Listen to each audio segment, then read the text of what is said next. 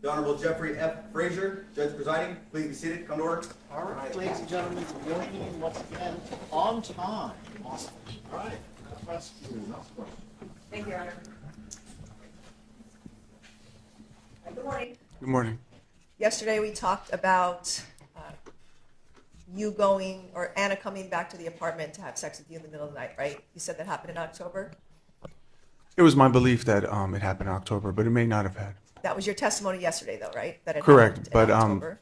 correct, but upon reflection, I'm not exactly sure if it happened in October. You testified that Anna came over after a wedding, Yes. a friend's wedding? Yes. Okay. And showing you People's Exhibit 212. Did you take a look at this exhibit? Who's shown there?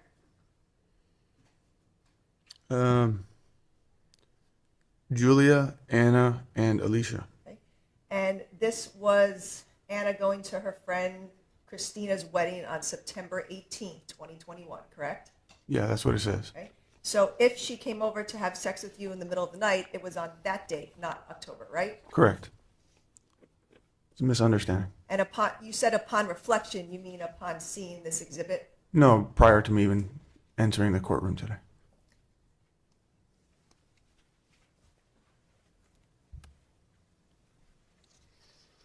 Okay, looking at People's 79, page 16, this was a conversation that you had with another woman named Julia on October 14th, correct? It's not in that packet in front of you. You can just look on the screen. Okay. But do you remember me showing these exhibits to the detective? I do, yes. Okay. There was a picture of a woman, Julia, that she sent to you. Correct. Correct. And you had a full-on conversation with her on October 14th, ending with calling her a goddess. Yeah. Your goddess. Not my goddess. Well, You said, "Night, my energy healing goddess of Venus." yeah, I was being a little, I was joking around, but the primary reason that I was contacting her was she was offering me, she said she was a spiritist, some kind of medium. She had told me, she had reached out to me on Instagram with a voice message. And she says, and I thought this was weird because I don't normally believe in like mediums and spiritists, but she said, "I'm being told to tell you that in order for you to get to the next stage of your life, you have to let go of what you're holding on to." And I thought that that was so strange that I immediately gave her my phone number and said, "Let's talk about this." And so she told me that she does that for a living, where she does energy healing through like FaceTime or any kind of video communications. Right. You were flirting with this woman on Instagram, correct? I was, yes. Okay. And that's okay for you to do, but not Anna, right? Anna's free to do what she wants to do. Oh, she is. So she was free to see Ray. No, she wasn't. You just said she was free to do what she wants because you were separated, right? You asked me if Anna was free to speak to other people. But she was not free to speak to other people in your mind, right? She has plenty of friends. She has plenty of people she can speak to. I'm not talking about friends. I'm talking about If you're talking about a flirting. sexual relationship, no. Sorry. If you're referring to a sexual relationship, no. You are flirting with another woman, and my question was, you are entitled to do that, but Anna was not entitled to do the same with other men, correct? I'm not exactly sure if she did that or not. She wasn't entitled to in your mind, correct? That's not how I look at it, no. But that's what you told her. You constantly told her about her being with other men, seeing other men, cheating on you, things like that in October, correct? My concern was I understood that I had done something terrible multiple times. But you said those things to her. And That's my question. intentions with saying those things to her was, I understand if you need space, you want to stay at your friend's house, but I want to understand, are you going to be seeing some other people? She would never directly answer that question. She would leave me in the loop. She would leave me in some kind of void of confusion. She would tell me often to go talk to other people, and I would argue that. But these like flirtations conversations, or like Ashley Sanchez, these are moments of my loneliest moments. These are moments where I was hurting and alone, and I'm not sure what the status is of me and Anna's relationship because I'm confused. But again, you were allowed to do these things, flirt with other women and be with other women, but Anna was not free to do that with other men, correct? I don't know whether or not she was doing that with other men, but I'm if she asking did, in your mind, she was not free to do those things with other men.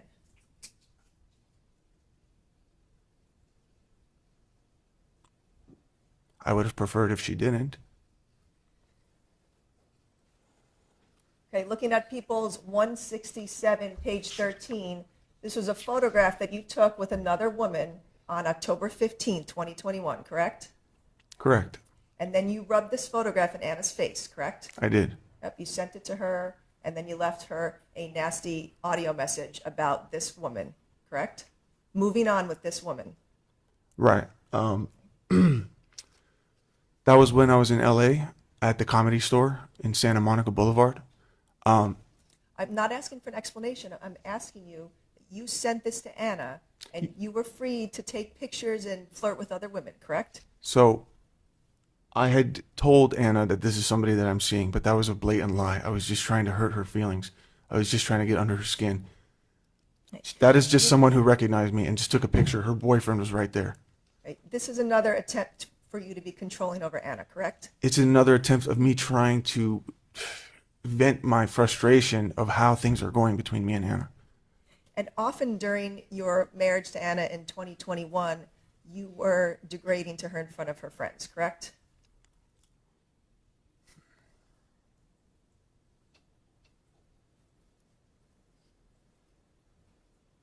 No, I would not be degrading to Anna. What I would do is blatantly state if I have a problem with something her friends are doing right in front of them. You would call Anna ugly in front of her friends? I would never call her ugly. She's the most beautiful woman to me. You would tell Anna what to wear and what not to wear, I right? don't. My fashion is terrible. I love her fashion. You would tell her what males she could or could not be around, correct? No, she was around a lot of males that I was hanging out with, but I would tell her if I felt somebody was not someone good that she would talk to. Yes. You would tell her that she could not go out with other people without you, correct? No, that's not true. You actually always had to be with her going out, right? That's not true. I worked 9 to 5, Monday through Friday. What do you think she was doing at those times? She was out at the gym with her girlfriends, going to get her nails done, going to lunch, taking the daughters to the park. These are things that don't include me. Going out at night to bars and clubs and other things, you would often tell her that she couldn't go out without you. I would say that I know that if she were to just go out with her girlfriends, of course she could go out. But I know what the friend group consists of. It is not just girls. It is men that these women are sleeping with. And these are people that I'm supposed to be friends with, that my wife wants me to be friends with. So of course I'm not comfortable me being left out of that. So yes. You sent Anna a text message on October 15th telling her, hope you and Ray enjoy each other, right? When did I say that? I'm asking you. I'm not showing you anything. I'm asking you. You sent her that text on October 15th, 2021. I don't recall that text. It's not a surprise to you that she and Ray would go out together, right? Are you kidding me? I had no idea about it. What the fuck? Looking in front of you at the packet, 176, page 56, this was a text message series that you sent to Anna on October 15, 2021, telling her, by the way, when I fucked Nikki, she was on her period, right? Yeah. So you were telling Anna that you did, in fact, have sex with Nikki. Again, this is me just trying to hurt her emotionally. And you were laughing at her. Ha, ha, ha, ha, ha, ha. Correct. Because I wanted her to feel somewhat of the pain that I was feeling about our situation, the situation of our relationship. There's multiple text messages that Anna sent you, including October 18th, 2021, where she said to you, I don't love you.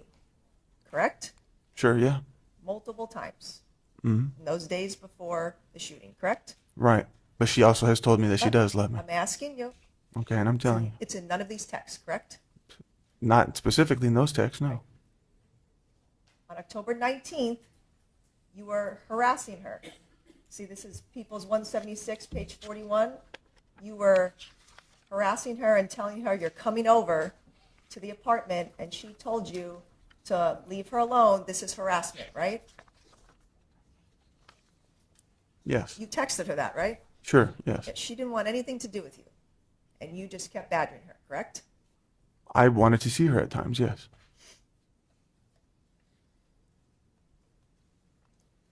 Okay, on October 20th of 2021, you left an Instagram voice message for a user named Mediterranean, correct? Sure. You heard that recording that I played in court, correct? Was it the one that says, I don't know what I'll do, I'll go to jail, bro, or something? Yes, specifically, you said that you would go to jail if you ever found Anna with another man, correct? You said that, I said that in the correct? audio, yes. Because the day before, you're already thinking about doing something badly to any man that Anna was with, correct? That's not correct. My intentions is, look, first of all, this is a random follower. You have to think about what position I am in life where I'm reaching out to strangers for help about relationships or coping. Didn't have anybody to reach out to. I was completely cut off from all my friends in San Diego. My own family cut me off. And the only person I had to rely on for information about my relationship was Anna, and I didn't have access to her. She wasn't communicating with me efficiently.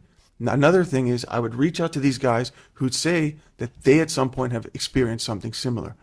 So that's why I would say things. I think in that audio I said, see, that's what pisses me off. I feel like we can't fight for our relationships. That's how I felt like. I felt like I was being pushed out of my own relationship. And you felt that you would go to jail if you ever saw Anna with another man. That's Look, what you said, correct? I said that, but what does that mean? I mean, it doesn't say anything about me wanting to end someone's life. It just says I'd go to jail. Maybe I'd go crazy and punch somebody. I mean, this is something my dad used to say a lot, and But I you just say it. didn't punch Ray. You shot him, correct? I didn't even know Ray was involved until I walked in.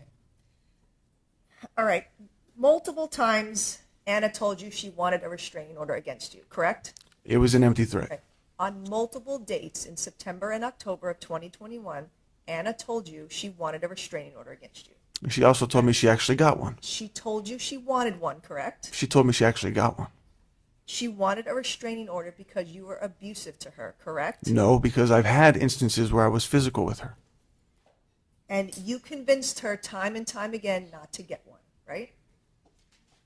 I may have only convinced her once or twice, but Oh, there was only once or twice? But there was a point in time where she told me she specifically got the TRO, and I looked up how TROs work, and I was never served paperwork. My question to you is you wanting to convince her not to get one, not whether she got one, you convincing her not to get one.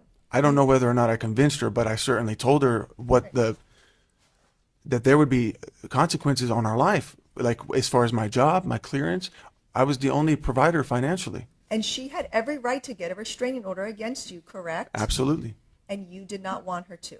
Of course I wouldn't want her. And you told her multiple times in text messages not to get a restraining order against you, correct? I probably advised or asked her not to get one. And you also told her multiple times, either over the phone or in person, not to get a restraining order against you, correct?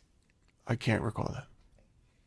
You told your friend Sammy to convince Anna not to get a restraining order against you, right? So I asked my friend Sammy to kind of intervene in between us, kind of be the middleman. Again, it was very hard for me to communicate with Anna.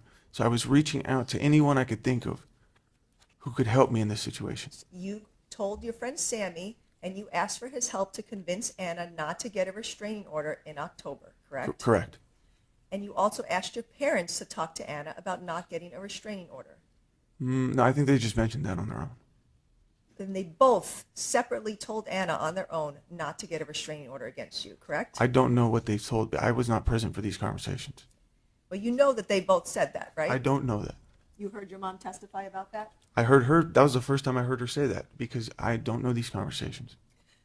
You told Anna that it would affect your security clearance if she got a restraining order against you, Which is true. correct? And you did not want your clearance affected, right?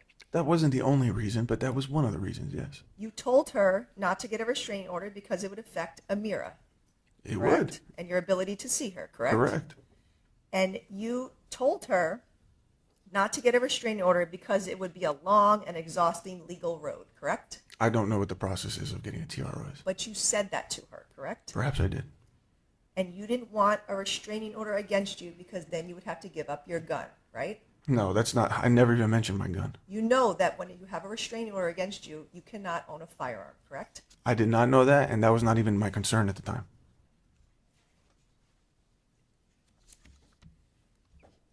All right, yesterday you testified about your friend Chris Faison visiting you, right? Correct. At your apartment? He stayed with you at the apartment, Yes. right? He stayed for a couple days, I think like a week. right? And you said that when Chris visited you, you looked up those escorts for fun, right? We were considering it. Okay. And so you were considering getting an escort for yourself? At first, it was me helping him to get one, but then I played with the idea. Okay.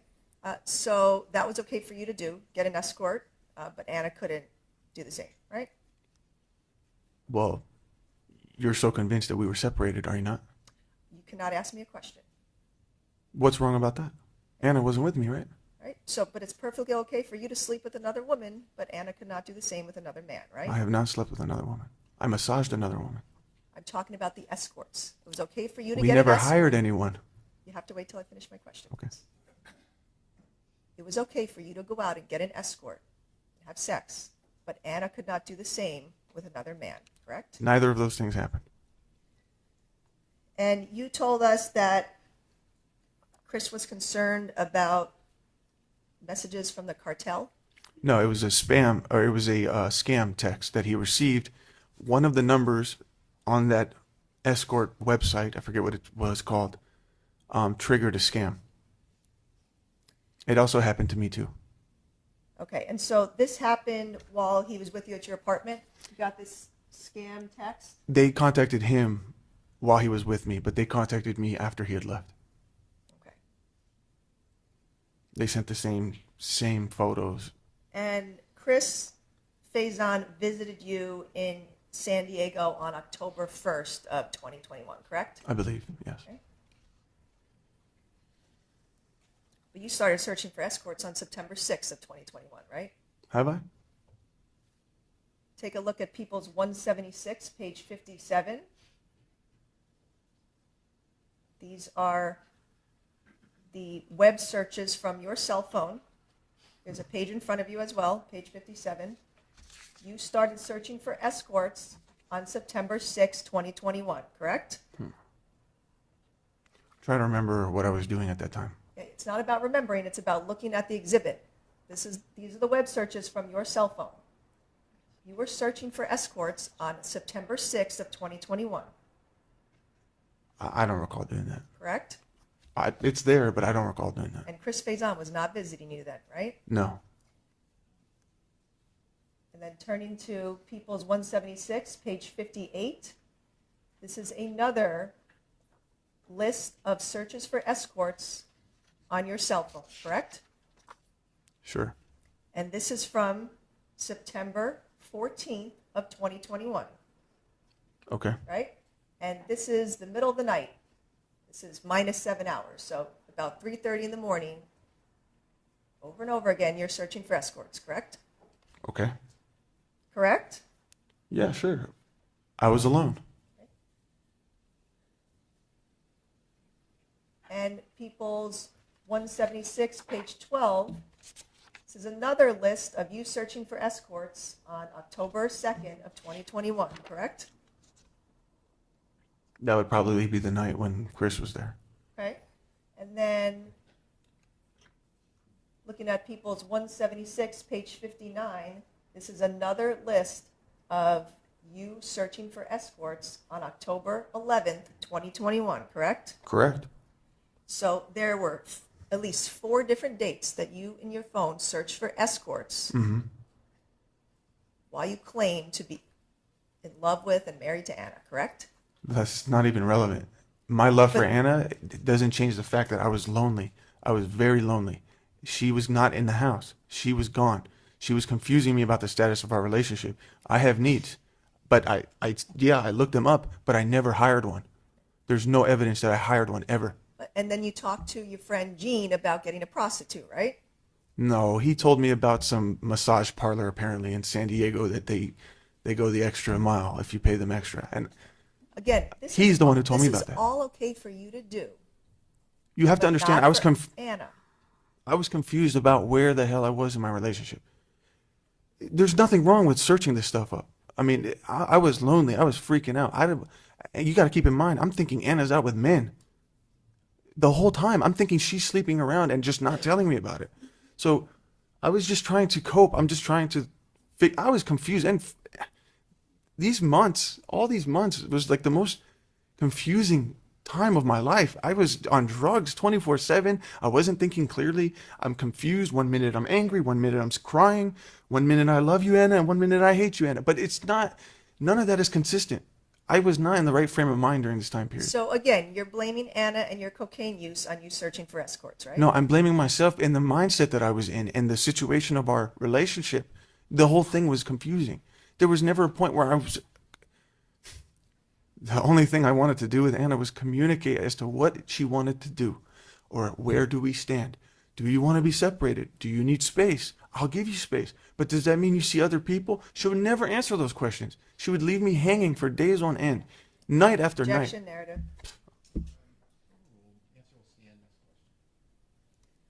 Okay, let's talk about some of your other web searches. People's 176, page 13. You did multiple searches for audio monitoring and how to plant a listening device, correct? I did actually. And you looked at many different websites with different audio monitors, correct? Yep, and I looked for websites that I could purchase devices, but I found nothing. Right. And you read about how to use a cell phone as a listening device, correct? Correct. Right. You read about how to put a bug in a cell phone, correct? I don't know if the word bug was the word used, but I was looking for a way to monitor somebody else's cell phone, yes. You looked at different stores like B&H to purchase audio surveillance, right? I'm not exactly sure the websites I went to, but I was just trying to see what's available, how they work. But anything that I even remotely came across had this weird complication via the other phone has to download this feature first, or you have to be within 50 feet of.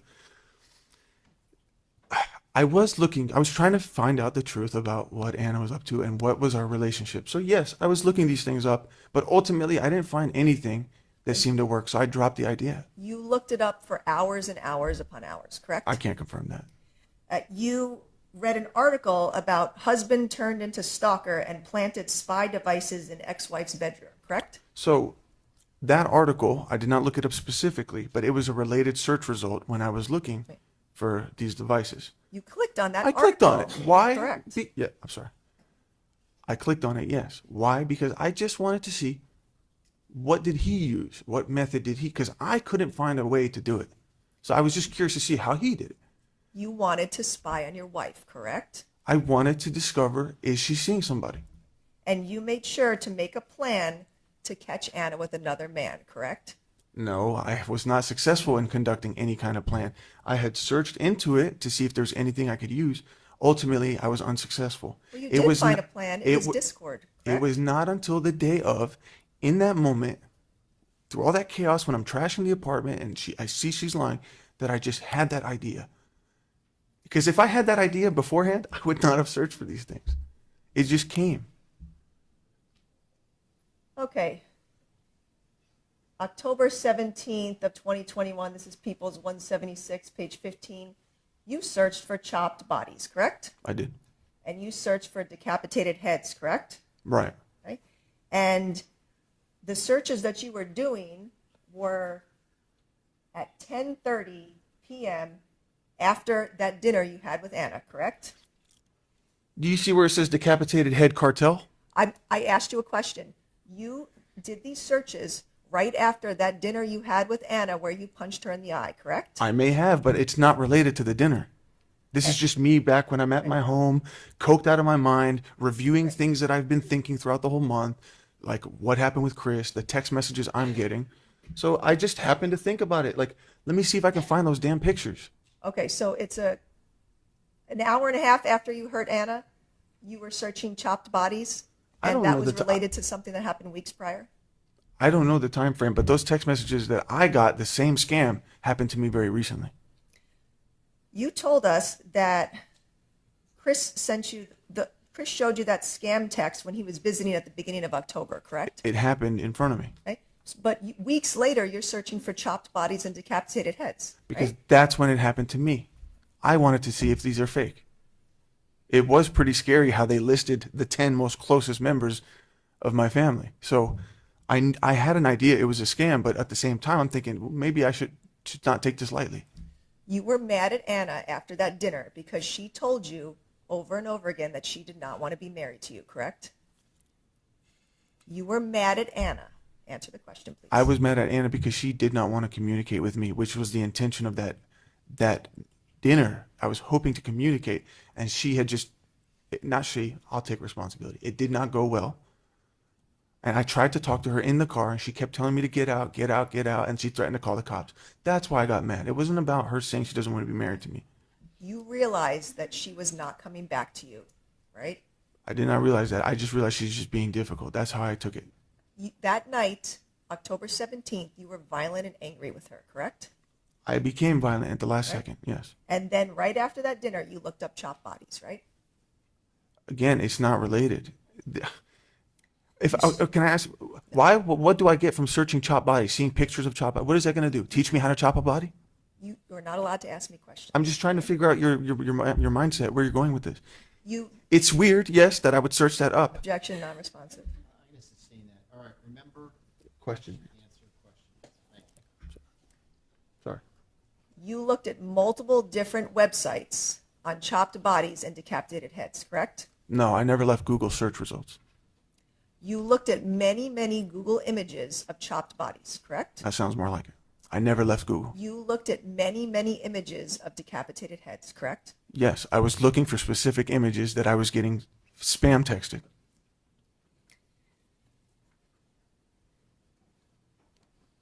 On October 18th of 2021, you were conducting research on your phone, looking at the profiles of other women, correct?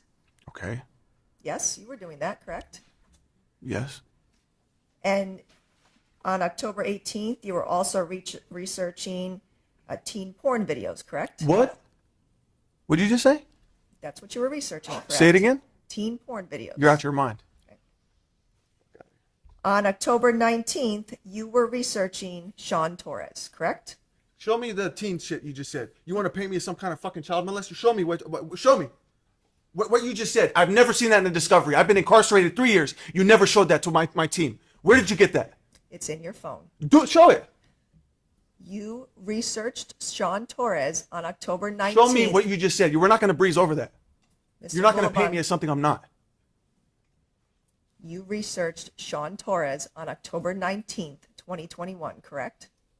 I don't recall doing that. On October 20th of 2021, you were looking up Scarface and Breaking Bad, correct? My favorite movie, my favorite TV show. Those are shows that involve a lot of shooting and killing, correct? Sure.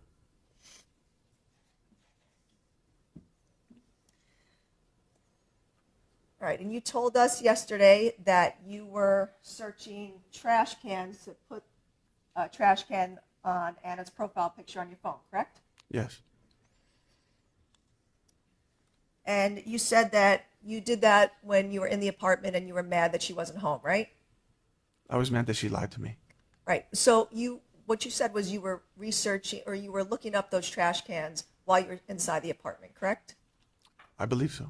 Right. And then you assigned that trash can photo to her profile while you were still in the apartment? Yes. It might have been some point that day, but I don't remember if it's exactly in that moment. Okay, and looking at People's 176, page 20, these were the searches that you did for trash cans, correct? I don't remember what the results were, but I'm sure that that's what would pop up if you search trash can. But this is one of the websites that came up that is on your phone as to the trash cans you searched, correct? This is Google, and those are results from Google. These are not, and these are images populated by Google. You keep saying I search websites. I never left Google. Right. But Google's a website, right? Yes. But you were searching on Google for different images of trash cans, correct? Yes. And none of these trash cans have any trash in them, right? They're all empty, right? Okay. Yes. Is that correct? I can't confirm that those were the exact results when I searched it. This looks like somebody else who may have searched it and took a screenshot. So someone else searched for trash cans on your cell phone? You're saying this screenshot was on my cell phone? This is a screenshot from your cell phone, from a website that you looked at. Google? Yes, Okay, well those are empty trash cans. correct. And this is what you were searching on October 21st, Trash of cans. 2021, correct? Yes. Sorry. All right, looking at People's 176, page 60, these are some more searches that you did on your cell phone on October 21st, 2021 for trash cans, correct? I searched for trash cans, but I don't know. It says last visited. I don't know what it means by that. I don't know what it's in reference to. But if you're trying to imply that I searched for trash cans at 3:50 after the shooting, you're out of your mind. Okay. Because So- after the shooting, I was on the road the whole Right. time. But you understand that that's UTC time, so those times are 7 hours later than the actual time you searched, correct? See, that's very manipulative because I did not know that that's UTC, and I'm sure people in here didn't, because that says I looked at it at what 3:50. So Mr. had I not said anything just now, you probably wouldn't have pointed that out. You probably would have made it seem like I did that immediately after the shooting. I would not have done that. Mr. Abulaban, I'm asking you about these searches that are on your cell phone. I did look for trash cans, but it was not at 3:50 p.m. I'm not PST. saying it was. Well, but I'm sure these you are- would have if I had not said anything. These are searches from your cell phone, correct? You did all of these searches, looked at all of these different websites, correct? Again, these are not different websites. I was on Google. I did one search of trash cans, and these are various different images who have their own individual links. Correct. But I did not click on any of them. But you looked at different Google's image sites for trash cans, correct? Right. So like when you click on a picture on Google, it'll pop up bigger, and then you can just you can keep swiping. They each have their own individual URL link, but that doesn't mean I went on the actual website. So that's what that is. Okay. And you did these searches. The very first search for the trash can was starting at 8:50 a.m., correct? That sounds about right. So when your phone pulls up UTC, the actual time is 7 hours earlier for Pacific time. You know that, correct? I learned that during this trial. Right. And in fact, the defense had your own exhibit with the trash cans also showing the time of 8:50 that you searched for trash cans, correct? Which would be around the time that I went to go visit Anna. You were not in the apartment at 8:50 a.m., correct? Okay. I were- said at some point that day, I got mad at Anna and looked up trash cans. That's not what you said. I You did. said you did the searches of trash cans while you were in the apartment, but you started searching for trash cans at 8:50 a.m. on October 21st, correct? Perhaps I did. Okay. But I was mad about the roses. Oh. You didn't know about the roses yet at 8:50. The roses delivered around what, 8:09? Or what? You, Mr. Bulliman, do not look at your attorney for advice. Okay, but we Answer have- the questions. We have a receipt of the delivery, and I think that it was before 8:50 it You landed. did not know that the flowers were smushed by a makeup bag until you were inside the apartment. That's right. Well after 9 a.m., correct? That's correct. But I did know that Anna did not acknowledge my flowers, and I was very upset about that. You were looking up trash cans well before you even entered the apartment on October 21st, correct? Correct. So you were looking up trash cans because you wanted to hide some bodies, correct? I'm sorry. You're out of your mind. You are not being honest about the fact that you first started searching for trash cans when you were inside the apartment. Excuse me. Did I not change her profile photo and her contact name to trash? You were not That is being why I looked. truthful about first starting to search for trash cans. It's not that I wasn't being truthful. It's just that there's certain details that I don't remember exactly. That was a very traumatic day for me. That the whole month was confusing to me. I made it clear that there are moments of that day that I don't exactly remember. I was trying to explain to the best of my memory. I'm not here to lie. I'm not here to twist anything. I have nothing to hide. And I have not hidden anything since the day of. Since the day of. I mean, I have been completely honest at the right times, like as soon as I needed to the right people. You've admitted The only time I mul- wasn't honest was in that 911 phone call because I wasn't ready to say it was me yet. The I wanted only to go get my time you daughter. weren't honest during this whole case was on the 911 call? Objection, Your Honor, misstates the testimony.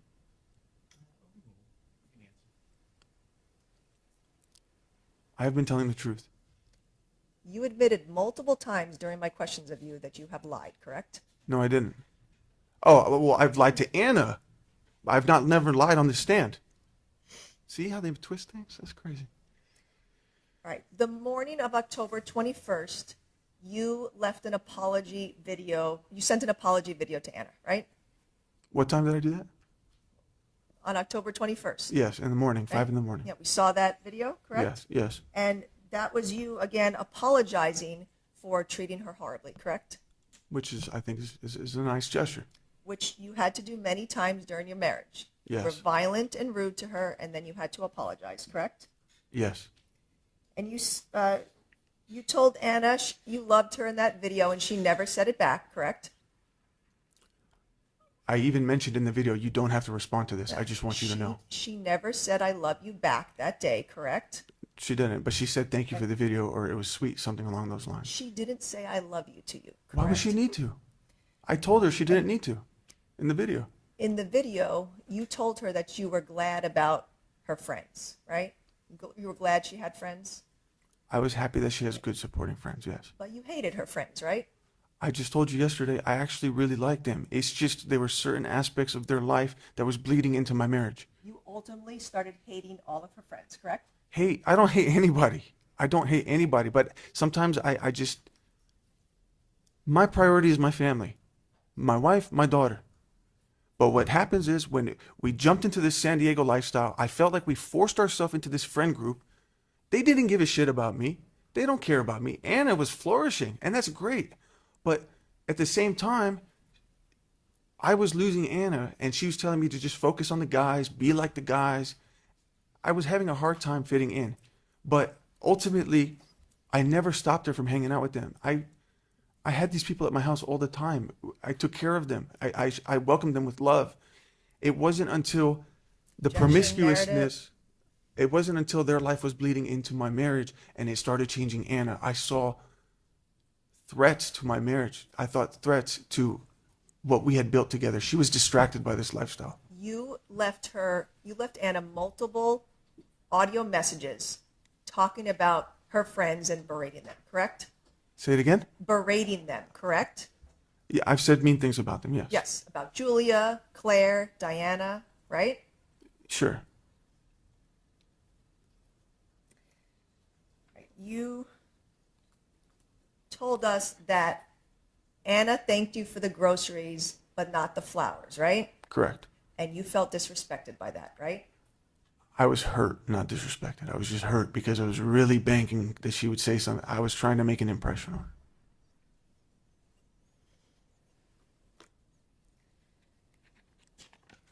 her. Okay, just to summarize from yesterday, your testimony regarding when you went to the apartment. You said you went up to the apartment in the morning and you entered, and then you saw the flowers crushed by the makeup bag, right? Yes. And then that's when you started rummaging through the office and the apartment, right? Yeah, I was looking at her, some of her stuff, yes. And then you said you made that phone call to Anna, right? Where you were mad that she wasn't home? Okay, so I don't remember the exact order of events. That day is very hazy to me, okay? So I don't know if you're trying to catch me on something I said incorrectly, but what I'm saying is I know it happened, but it may have been out of order. You said that you made that phone call to Anna and then you paused your audio recording, right? I remember saying that, but I'm not exactly sure if that's how it went. That's what you testified to under oath, right? I'm trying to remember, yes. I'm trying to remember these things. So you made that phone call to Anna and you were accusing her of cheating and knowing she's not home and things like that, right? Yes, I did. Right? Because you were in the apartment and you knew she wasn't home, right? Yeah, what set me off was she said she was home. When I asked her where she was, she said she was home, but I was in the home. And then you said that you went back and that's when you threw away her clothes, right? When she had lied to me like that, I had accused her of cheating. She said, "You're so stupid, I'm going to block you." Right. When But after that when phone she blocked call, me, the conversation was over. I went in a fit. I was going crazy. I was screaming. I was throwing the groceries around. I grabbed her possessions, and I feel really bad about it, but that's what I did in the moment. okay, so you went back in the apartment and that's when you trashed the pumpkin and the flowers and things like that, right? I never left the apartment. I was going in and out from the trash chute to the apartment. So Okay. So, but you were trashing the apartment with the pumpkin and the flowers and then going to throw out the clothes right? I mean, I just grabbed random stuff. But Right. And so you were going back and forth doing those things? yeah, I was going back and forth from the trash chute to my apartment. Okay. And then you said that's when you thought about setting up the iPad, right? No, I was thinking because I had suddenly got hit with a really intense exhaustion. I almost felt like I was going to faint. I knew I couldn't just be there. I had to go back and sleep. I had not slept since the day before. You remember the video on 5 a.m. The point I'm trying to make is I didn't want to lose this opportunity to find out the truth because I was planning to move to LA. And I just didn't want to go there. See, let me just tell you how I felt because Okay. I felt like Mr. when Abulaban, I just want to explain objection, something. non-responsive. I'm just trying to say that there's my actions. I'm not justifying my actions, but there's reasons why I was being like that. My fear is she's not being honest with me as to where we are with this relationship. She tells me she'll never cheat on me. She'll never make the same mistake as I did. I acknowledge my mistake. I knew I told my friend that I was going to move in with him temporarily because I needed to remove myself from that toxic environment. And I understand that I was a lot of the cause of the toxicity. But I was trying to help and diffuse the situation. But I also was scared that by going to LA, it would give Anna the impression that, okay, he's done. I can just go see whoever I want. You know, like I was scared. I'm just scared and I'm angry. My question, though, was that you set up the iPad after throwing out the items. So yeah, so as I'm like getting tired, I saw my daughter's iPad on the table and I'm thinking, I'm like, okay, what? I can't just stay here. I don't know if she's going to come back, and I don't know if she's going to come back with the guy. So it was the dumbest idea that I ever had, and I wish I never had it. But yes, in that moment, I thought about just making a call. Okay. So you activated the Discord application on the iPad, and then you hid that iPad behind the bed. Yes, because I wanted to catch her having sex. Okay. And then, so you had to move the bed out to put the iPad there, right? No. There's a window. There's plenty of space. I could just. Okay. So you went on top of the bed, and then you put the iPad in that little compartment behind the bed. No, I can just reach my arm. Okay. But you had to plug the iPad into the wall.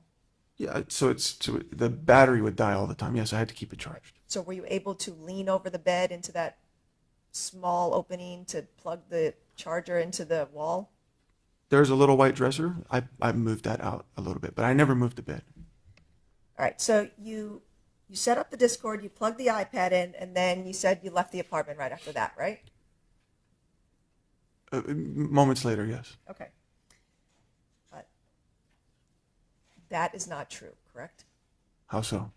Because you activated the Discord application on the iPad at 9:17 a.m., correct? What do you mean by activated? You activated the Discord application at 9:17 a.m., correct? On my phone? So On the iPad.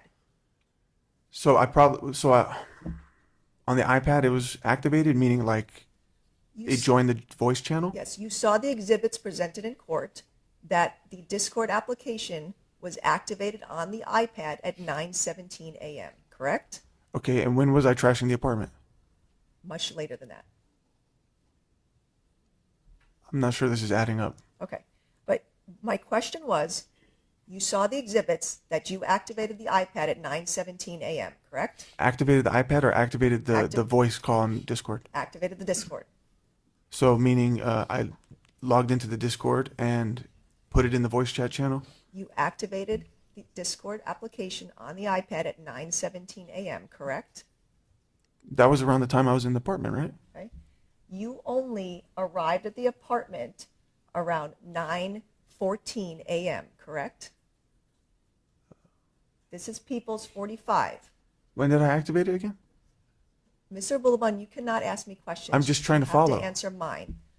You only went to the apartment per the surveillance video on October 21st, 2021, around 9:14 a.m., correct? If that's what it says, yeah. Okay. And so you had to walk to the apartment, and then you said you knocked on the door, right? Yeah, Because you thought Anna would be home? yeah. But you know Anna takes Amir to school in the morning, right? At that time? Right, but I also got the notification she got the groceries. You know that Anna takes Amir to school in this time frame. That's correct. But I knew she would have been back by now. You knew Anna would not be home No, in I the didn't. apartment. No, I didn't. So at 9:14. She thanked me for the groceries. How would she have known about the groceries if she wasn't home? How did the groceries get on the counter? She was home. Okay. At 9:14 a.m., you started your walk to the apartment, correct? Whenever I exited the elevator. Right? But that was 9:14 a.m., correct? I guess so. And then you walked to the apartment, and then you said you waited outside because you knocked to see if Anna would answer the door, correct? I was texting her and then to see if she would open the door, and then I opened it. Okay. So you were outside for what, a minute or two waiting for her? Probably less than, yeah, maybe. Okay. And then you entered the apartment, and then the first thing you did was to go and activate the Discord application on the iPad, correct? I don't know that. Well, if you only went into the apartment at 9:15, about 9:15, 9:16 a.m., then when you entered the apartment, one of the first things you did was activate the Discord application, correct? My memory was I was observing the apartment, and then I reached out to Anna to see where she was. Time-wise, the first thing you did in that apartment was activate the Discord application. Perhaps I did, but in my memory, I called Anna first. So your plan when you entered, just like you did your research, was to go set up that application to spy on your wife, correct? No, because I thought she was going to be home. I only went to the apartment to go talk to her. And you hid the iPad behind the bed so that Anna would not know that you were listening to her in the apartment, correct? At the time when I decided to, yeah, that's where I put it because I was trying to catch her cheating. You had looked up ways to spy on her, and then you carried out your goal that morning on October 21st, correct? I was not even thinking about those search results when I entered that apartment. I only went there to go visit my wife. So even if I got the time wrong about when I activated it, I still got the idea at that moment. It's not about getting the time wrong. It's about you telling us that you did not activate that Discord application until you left the apartment. And that was How would I have done that out of the apartment? I said I was in the apartment when I did that. Yes, but you said that was the last thing you did. So that would have been around 9:45 a.m. when you left the floor and went onto the elevator, correct? Okay, but that sounds like a reasonable amount of time to have a phone call and to trash an apartment and then activate it. I don't understand where you're going with this. What you did was you first went into the apartment, you activated the Discord application, you trashed the apartment, and then you left and had that phone call with Anna in the hallway at 9:45 a.m., correct? That's not correct. Well, you told us that you paused your audio recording to have that phone call with Anna, right? That was I don't know if I don't remember that. I mean, I remember saying that, but I don't remember if that's exactly how it happened. That's how you testified, right? Yeah, I know I said that yesterday, yes. So the recording that your attorney played yesterday, that it was about a 12-minute recording of you inside the apartment and trashing it, that recording you started at 9:19 a.m., correct? I don't remember when I started Okay. it. Would it refresh your memory to see this page? All right, take a look at this page. This is from Detective Escalante's report. Where am I? Towards the bottom, there's a paragraph, Here? correct? It says audio file. It says October 21st, 2021, 9:19 a.m., correct? This one here? This paragraph right here. Okay. So Just review it yourself and let me know when your memory's been refreshed.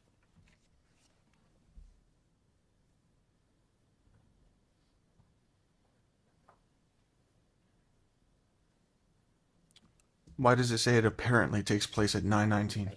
I'm not done. But it says apparently, so it seems like he doesn't even know what time. You have to read this to yourself, and then I will ask you questions. Motion to strike.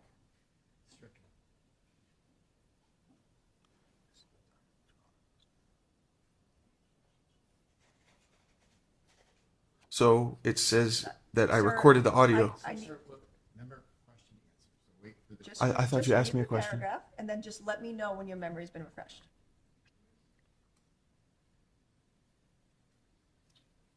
It says I recorded the audio as soon as I walked in. Is your memory refreshed from reading this paragraph? Ollie's her texting Anna. Just please don't read it out loud.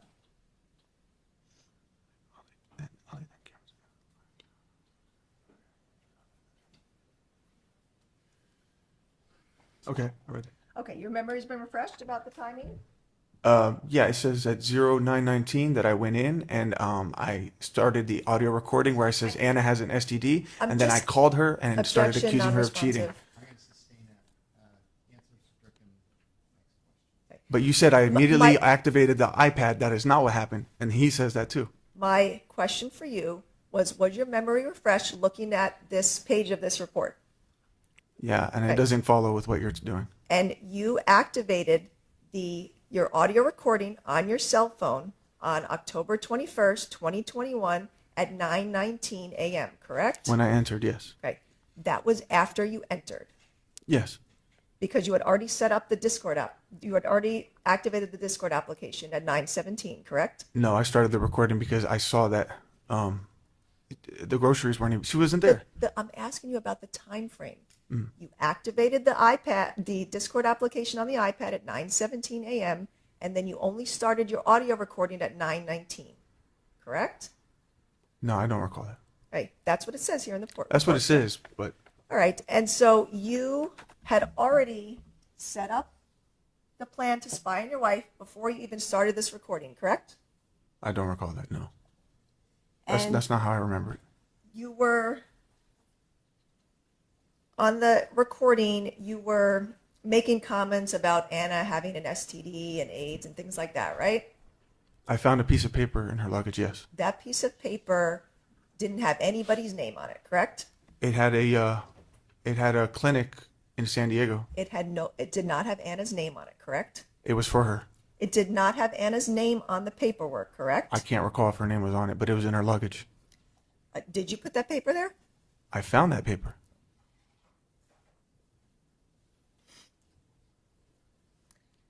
All right, and on that audio recording that you made on your phone, you said you did that because you thought there'd be a problem like with Anna, but she wasn't there, right? I activated before I entered the apartment. You did not actually, correct? Objection on her arguments to the board. That's sustained. All right, on that recording, for 12 minutes, you were trashing the apartment, correct? Say it again.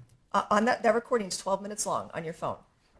The majority of that recording was you trashing your apartment, correct? Sure, yes. Right? And yelling that Anna was cheating on you and things like that. Correct? Yes, I want to say something, but I know you're not Correct. going to let me. Right? And then after you trashed the apartment and then you threw out her clothes in the trash chute, you left the apartment and walked to the elevator, correct? Yeah, when I was done for the day, or when I left, yeah. And you saw that on the surveillance video, correct? You left the apartment and you walked towards the elevator, right? Yeah, I was leaving. And then we heard that phone call that you had with Anna where you were accusing her of cheating and she's not single and things like that, right? I thought I had that in the apartment. Well, you saw that surveillance video, correct? And you heard your voice and Anna's on that phone call? Are you talking about the Nest camera? I'm talking about the Nest surveillance video you saw in court. That doesn't show me in the hallway. That just picked up my voice from my apartment. It didn't show you in the hallway, leaving the apartment and walking to the elevator? I don't remember the exact events, but All right. And you had the phone call with Anna at around 9:45 a.m., correct? in the hallway? Yes. Maybe I did. I don't remember. And that was before you left the building, correct? I was waiting for the elevator, I guess. On my way out. You did not have that conversation with her in the apartment. You had it in the hallway. That was picked up on video, correct? Well, then why would I be screaming she's cheating on me while I'm ransacking the apartment? What Mr. gave me that Abulaban, indication? You cannot ask me a question. I'm asking you about what you saw and the time of the phone call. You had that phone call with Anna at 9:45 in the hallway, not in the apartment, correct? No, it was in the apartment. I remember it being in the apartment. I was on the phone and I was texting her at the same time. And People's 102, this is the damage you did to the apartment, correct? I mean, I threw a pumpkin and roses. Well, big deal. All right. And on October 21st at 10:30 a.m., Anna texted you, "I want you out of my life once and for all," correct? Wait, October 21st? Correct. What time? At 10:30 a.m. That's probably after she saw the apartment. Okay. I'm not asking about what she saw. She sent you the text message at 10:30 on October 21st. I want you out of my life once and for all. If it's there, then Correct. maybe she said that, yeah. And that made you mad, right? I don't even remember her saying that to me. But you saw it in the text messages that I've showed in court, right? I'm seeing it right here, but I don't even remember she said that to me. Right? And that's People's 176, page 45, right? You see that she texted you that. I don't have that here. All right, so you said that you went back to your hotel after you left Spire that morning, right? Yes. Okay. And you said you woke up and you heard the voices, Anna and another man, right? Correct. And you were listening to the conversation that Anna was having with Ray, right? I was actively getting dressed while I was hearing it. Right. So you were listening to the things that Anna was saying, right? I heard a few things, but I wasn't actively like sitting and listening. That was when you got upset, realizing she was with another man in the apartment, right? No, that was when I realized that she is with a guy right now, and I wanted to go see who it was. You knew it wasn't a police officer, right? I didn't know that. My friend told me maybe I shouldn't go because it could be a police officer. You knew it wasn't based on the nature of the conversation, right? Yeah, I guess I determined that, yeah. You knew that she was with another man and giggling and having fun, right? Yeah. So when you're listening to this on your Discord application on your phone, you had already caught her with another man, right? No. But that's what you were listening to, right? It could have been a friend. Could have been just hanging out. You know it wasn't because of the nature of their conversation, right? All I heard them say was, "Did Ollie make this mess?" And then she said, "Yeah, and he bought me these cheap-ass roses." That's all I heard. You did not need to drive to the apartment because you had already caught her on the application with another man, right? No. That only confirmed what my suspicions were, and I needed to go validate it visually. I wanted to at least let her know I know that I'm onto her. But you could have just recorded her doing one of your audio recordings. You could have audio recorded the conversation she was having with the other man, and that would have been your proof, right? No, because I'm actively in a call on Discord. You can't record anything that's coming out of the same phone. I was not able to keep track of any of that or make a record of any of that. You could have done any number of things to record or then tell people, oh, look, Anna's with another man, right? No, I couldn't because my phone was being used in a voice chat with Discord. So I cannot record that. I cannot make another phone call. I don't have another device. I just have my phone. You said that you would do audio recordings and send text messages and things like that. You could do that all at the same time. A text message is fine. You can text while there's an active voice audio, but you can't be on a phone call and audio record. You decided to drive straight to the Spire apartment from the hotel once you heard Anna with another man, correct? Yeah. And you were planning to surprise them and not let them know you were there, correct? I wanted to find out what was going on, yes. You sent a text to your friend Sammy around 2:36 p.m. There's another man at my apartment. Dude, right? Correct? Correct. And you said do not contact her, correct? Yes. Right. So you already knew that she was with another man, correct? I heard her with another man. You continued to drive to the Spire apartment despite already knowing Anna was with another man, correct? I did. You left your hotel and loaded your gun, correct? That's not true. Your gun was loaded, correct? No, there was a magazine in it because I was actively carrying the last few days. There was already a magazine with bullets in it, but there was no round in the chamber at any point. But your gun was loaded, correct? It was not ready to be fired. You could have gone to the Spire apartment without your gun, correct? I could have. You purposely went there with your gun loaded, correct? I already had it on my pants, but I thought about whether I should bring it, but I thought it would be safer if I brought it. You actually did not have the gun on your pants because you had been sleeping, correct? My pants were on the floor with my gun attached to the belt. Like I said, as soon as I heard this audio, I wasn't sitting there listening. I was like a fireman, just ready, just jumping into my pants. The gun was already on my. You made I was out the dec- door. You made the decision to put your pants on that had a loaded gun and drive to the Spire apartment, correct? That was the pants that was readily available. That was what I was wearing. And you made sure you had extra magazines and over 100 rounds of ammunition, correct? That's what I had in my safe ever since Virginia. I didn't. First of all, that wasn't even near me. That was in the back of my Jeep in a safe. You had all that ammunition and 3 magazines when you drove to the Spire apartment, correct? It was in my safe, but I didn't bring it with me to the apartment. Well, you brought your gun with a loaded magazine, correct? That's how you conceal carry. It was already there. It was already on there. Do you have a concealed carry permit in California? No, I don't. But I was actually in the process of. Oh, so signing. you were actually illegally carrying the gun, correct? In that moment, in those few days, yes. You were driving in your car and listening to Anna and the other man talking the whole time, correct? No, I actually started to freak out because I stopped hearing the voices, and then all of a sudden I heard R&B music, and then I started to panic and scream. And You wanted revenge for Anna being with another man, correct?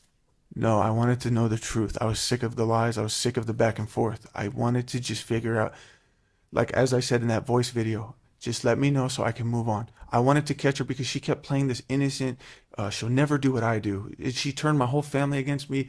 They're calling me a cheater. I wanted to show, like, look, she's doing it too. She's doing the same things that she's accusing me. I just wanted closure so I can move on. Did you, at any point during that drive, tell yourself, oh, I shouldn't be driving to the apartment right now?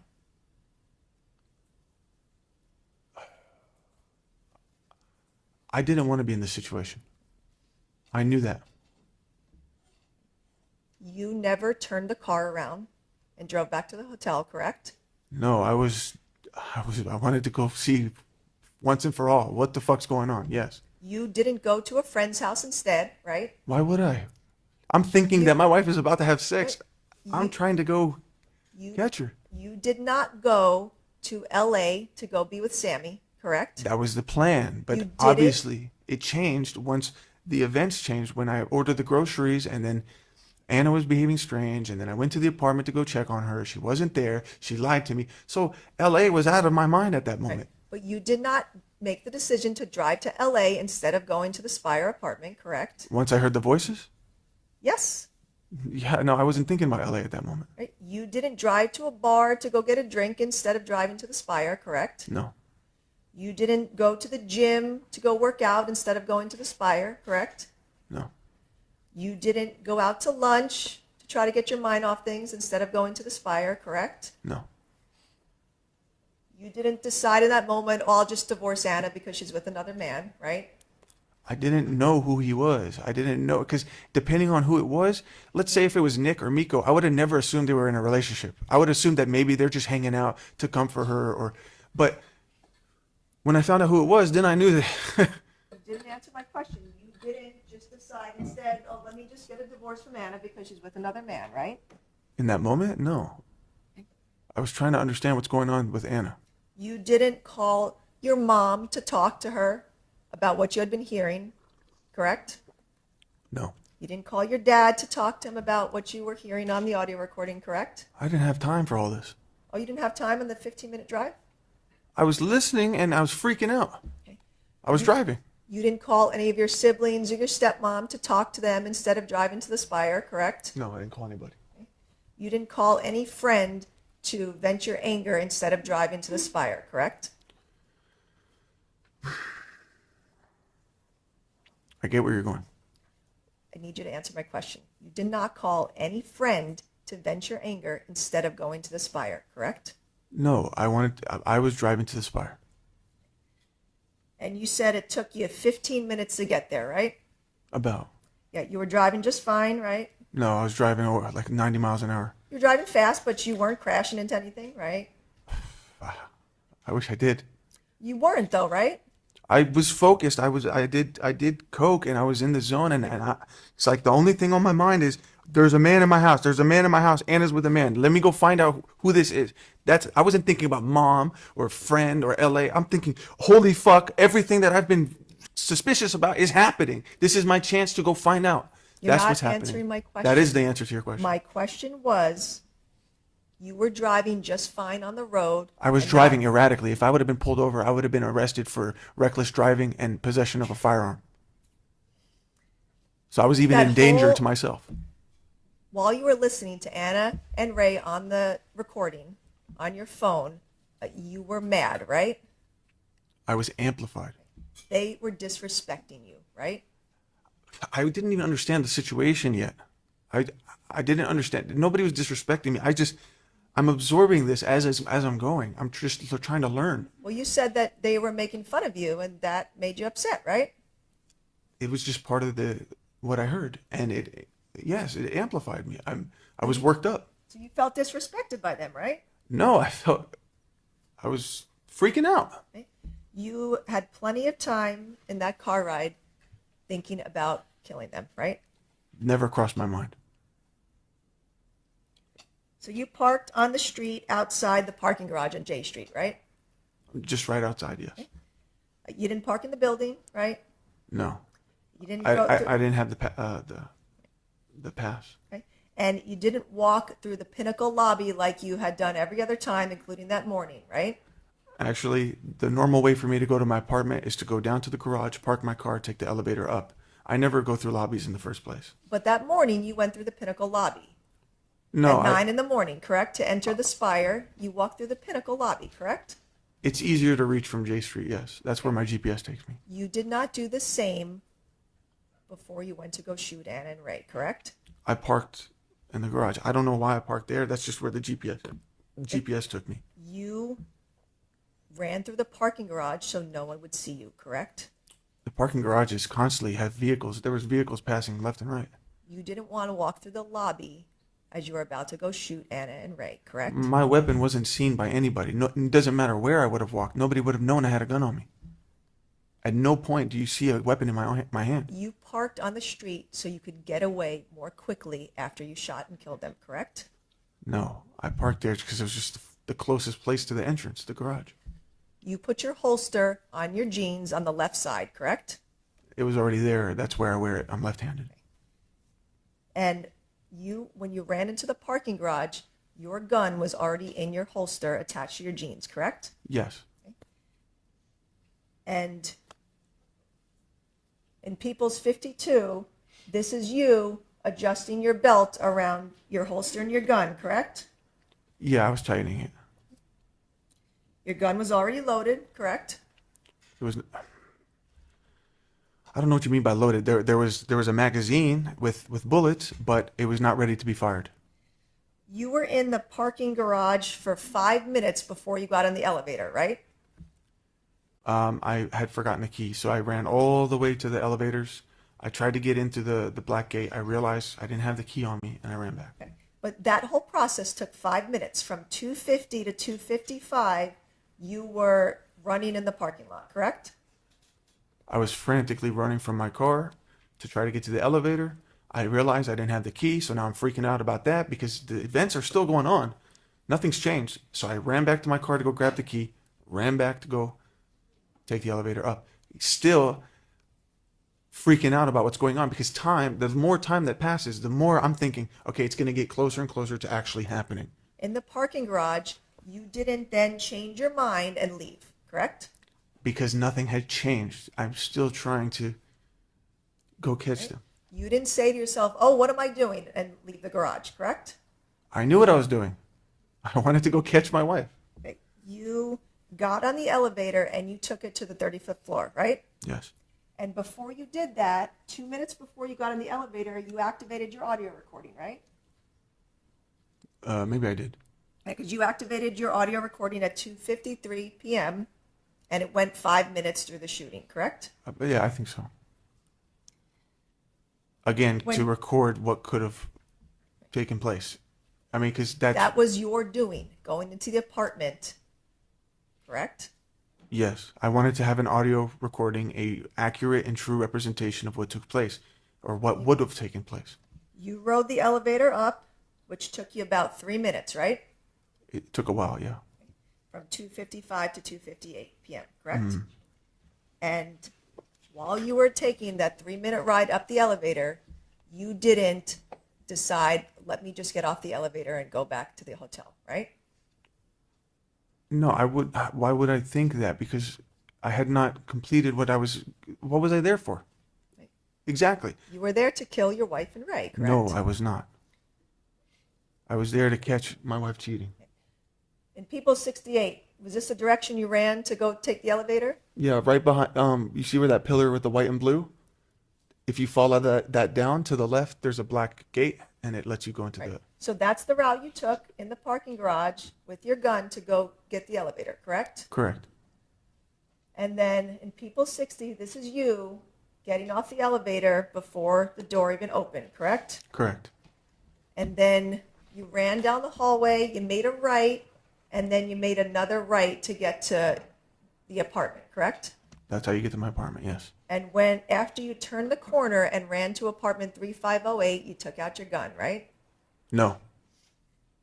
No, I only had my key card in my right hand. All right, so let me go over what you testified to yesterday. You told us that you used your key card to open the door, correct? Correct.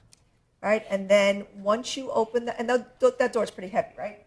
It is a little bit, yeah. Okay, so you had to, you use some finesse to open the door, right? You have to push it. Yeah. So you push the door open, and that's when you looked over and you noticed that Anna was not in the bedroom; she was on the couch, correct? So when I went into the house, I was startled by the fact that, yes, they were on the couch. Okay, and so you said that you first saw Anna, but you couldn't see the man, right? Yeah, because he was leaned back. Okay, because Anna was leaning forward and blocking your view of the man, correct? She had turned like this to look at me. Okay. Go ahead and make record of that. He turned to his left side. Thank you. Okay, so you said Anna turned to her left, and then she noticed you, correct? Yes. All right, so once Anna turned to the left and noticed you, that's when Ray leaned his head forward, right? He removed his arm and then leaned forward to see who was at the door. Okay, so Ray leaned forward, and then that's when you first noticed that it was Ray, right? Immediately, yes. All right. So you noticed it was Ray, and then you said that's when Ray did this nod. Like you mentioned it yesterday. He nodded up in the air. Yeah, he kind of just he had his eyebrow arched and he went like, "What's up?" Okay, and that made you mad, right? Him being there, him being anywhere involved in this, is what I never imagined that in a million years. Just his whole involvement, just seeing his face, just did something to me. Okay. That was like the straw that broke the camel's back mentally. I mean, I don't know what happened. Something just snapped, and I. So then you said that once you noticed Ray, and then he did that head nod, then you said that you felt betrayed, right? I felt, of course, it's like a betrayal. Yes. Okay. And then you testified that at that moment, when you were looking at Anna and Ray, you felt betrayed, and you said you didn't expect that Anna would do that to you, correct? I was sharing some of the feelings how I felt about the situation. I may not have felt that in the exact moment because of how fast it happened, but when I testified yesterday, I got really emotional. So I may have interjected some after feelings about this. Okay. But in the moment, you were processing your feelings and realizing that Anna had betrayed you, right? No. So let me put it this way. I opened the door. Anna, Ray. No, that's not what I'm asking. That's exactly how fast it happened. But I'm asking you about what you testified to yesterday. You testified that all of these things happened, and then you were processing the fact that Anna had betrayed you, correct? No, I was not processing. There was no time for me to process. My brain was like a caveman in that moment. Right. Anna, man, Ray. Right. We went from a man to identifying Ray. All right. And then So you testified to all of those things happening, and you confirmed that that was all the way it happened, correct? I was describing it for the first time in Right. front of everybody. Okay. And I was, obviously it took me a lot longer to describe. But you were describing different things that were happening with the leaning and the nod and all of these different things, correct? This is like a matter of 2 seconds. Not all of those things that you described that you saw and felt could not have happened in 1.5 seconds, correct? Objection, Your Honor, argumentative. Next. And I'm going to play just like about a 20-second clip from one of the exhibits. There's only 1 or 2 words on it. I wasn't planning to pass out the transcript, but it's People's 179. Okay.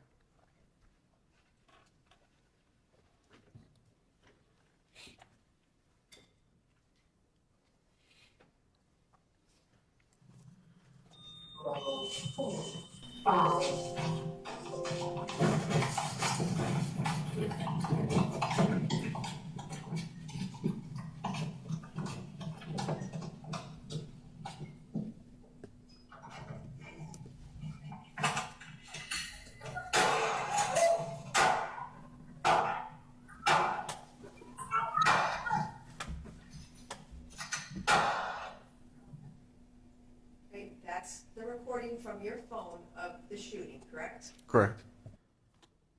You shot your gun so fast upon entering that apartment, correct? Correct. You could not have seen all of those things happening with Anna leaning forward and then leaning back and then noticing Ray and Ray doing the head nod and then you realizing you were betrayed and then firing. No, Correct? the way you're explaining, that's not how it went down. It Because wasn't all these thoughts and all What these. you're saying did not go down, That is correct? exactly how it went down. When I went in, Anna didn't lean forward. She was already looking in that direction when she heard the beep of the door open. So Anna was already looking at me to see who's coming in. When I walked in, I immediately saw Anna. And then Ray popped up immediately, did the head nod, and that's when I pulled the gun out. That can certainly happen in that time frame. When you enter the apartment, about a second and a half later, you racked your gun, right? That's what it says, yeah. That's that sound at the beginning, you racking your gun, correct? Correct. And then you hear a clink on that recording, and that is the bullet falling out of your gun because you racked it, correct?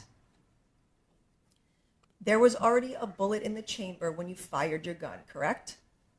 I had to rack it in order for when I first walked in, the first rack was what put the first bullet in the chamber. There was no clink.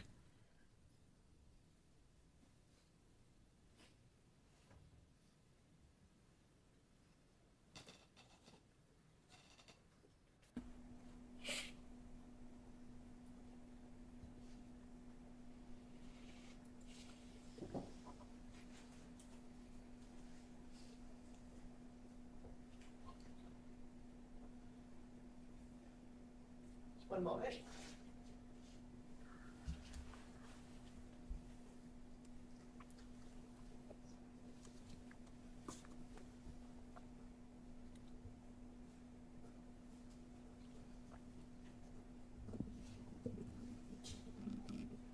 Okay, looking at People's 89, page 9.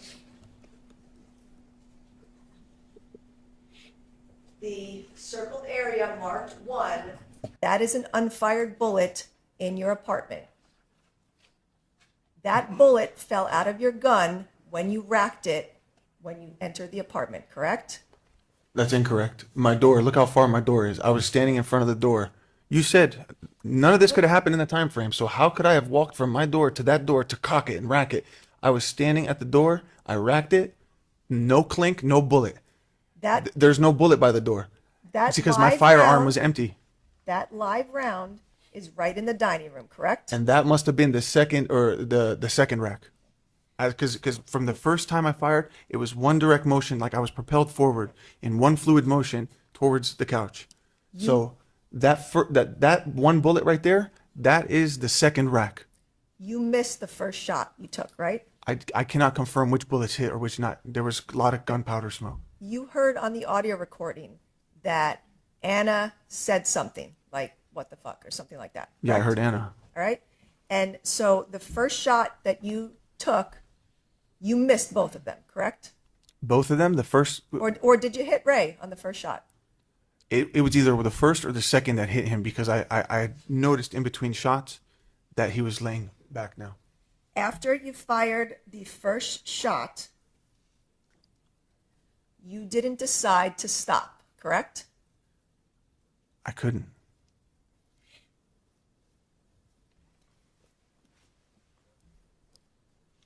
You racked the gun again after you fired the first shot, correct?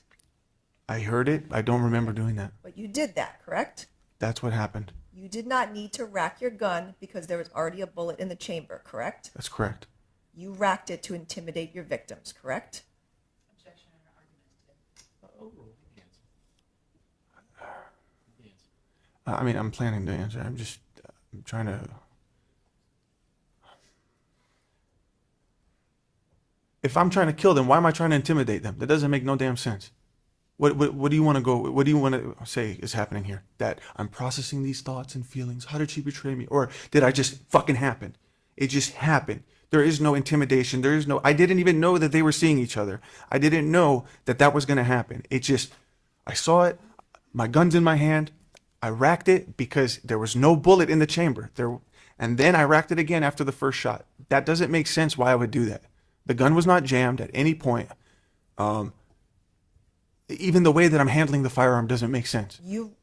Are you holding it to the side or straight up? I held it one-handed. I don't know. Am I allowed to point?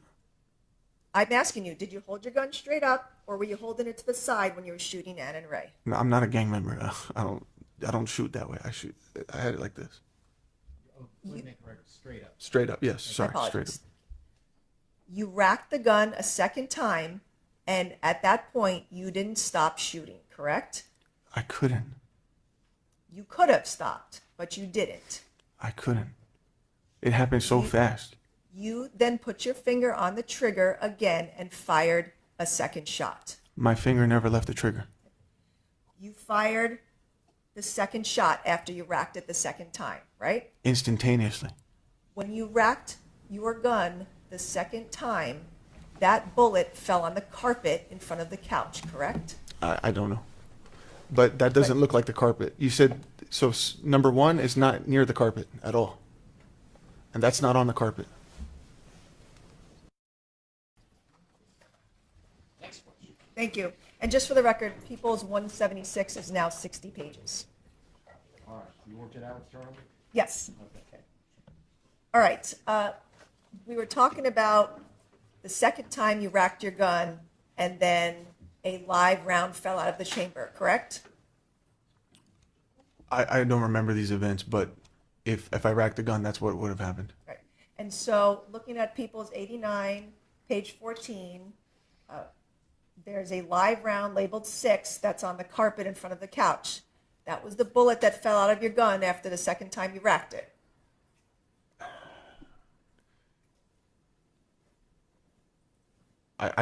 That doesn't make sense. Starting at the door,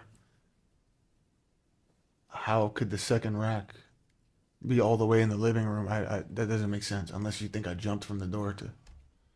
Well, you got to the couch pretty quickly, correct? I walked, but there was multiple shots fired from the front door to the point where I even reached the carpet. When you started firing, Ray was covering his head to protect himself, correct?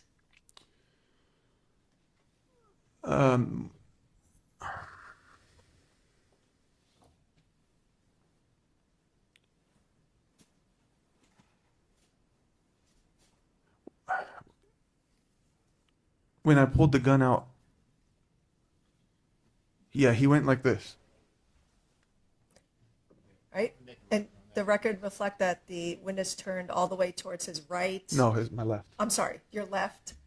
So that's the And put his head down. and put your head down. Is that what you did? I believe he was kind of just hiding behind Anna's head, but it all happened in that moment. Okay. So Ray turned towards Anna to protect both himself and her from your gun, correct? I'm not sure. It just happened. I think, if I remember correctly, that's how it happened. And you shot Ray in the back of his head, correct? I was not aiming. I don't remember exactly how it happened. You weren't aiming? You only shot them in the head. and neck, correct? I'm sure, I think he got shot 3 times, but Yeah. And it was all in the head and neck, correct? what I meant by aiming is the proper aiming. Like you would have to hold a firearm with 2 hands and then line up the rear sights with the front sights and then kind of close one of your eyes. I didn't do any of that. My question was, you only shot Ray in the head and the neck, correct? That's where the bullets went. I mean, I was just pointing in the direction. You are a trained military police officer, correct? I was, yes. Correct? Okay. You knew how to aim to kill, correct? Incorrect. You didn't know that shooting someone in the head could kill them? So that's not what you just asked me. You said that I was trained to kill. I was not trained to kill. You were trained on where to fire to kill, correct? It's incorrect. Law enforcement training, we aim for center mass, which is the body, which is the biggest point of a person's body. And it doesn't always result in a fatality. You know that shooting someone in the head will kill them, correct? Not necessarily. There's people who have survived shots in the head, Okay. but like I said, there was no thought of I'm gonna shoot him in the head. There was nothing like that. I did not plan to shoot anybody in the head. I don't know where the bullets were going. I don't know which bullet went this way. I don't know when I racked it. This is something that happened in a blur. You did not shoot anywhere else in the apartment other than at Anna and Ray, correct? In their direction. Yep. You didn't shoot at the window to scare them, correct? No, You didn't shoot into the kitchen or the bedroom, correct? no, You shot only towards their heads, correct? no. I just in their general direction. I was too far away to.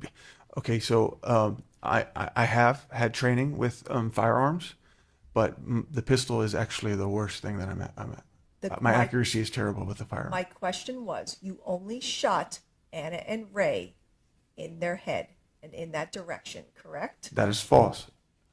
There's a shot. There was one of them that entered his trap, his neck area. I did not aim for these things. This is just where the bullets ended up, and there's a few bullets that hit the wall.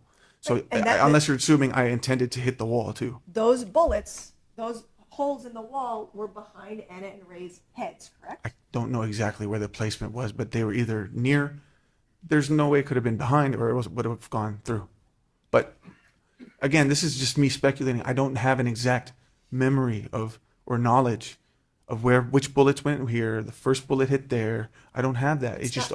You're not speculating. You know that you only fired towards their heads and bullets went into their heads, neck, and in the wall behind their heads, correct?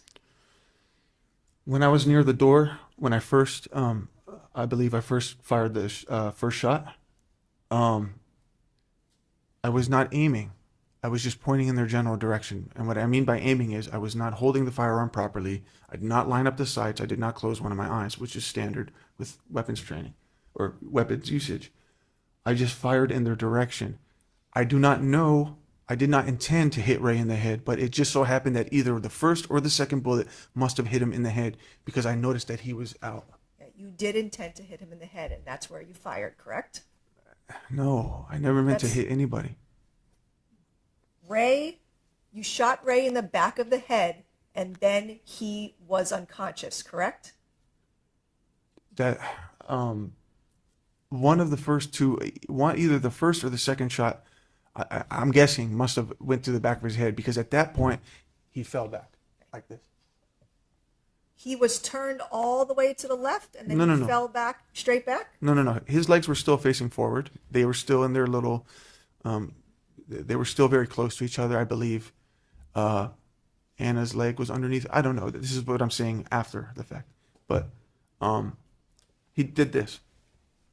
See, my legs are still pointed forward. Nothing about my lower half is changing. He's just doing this.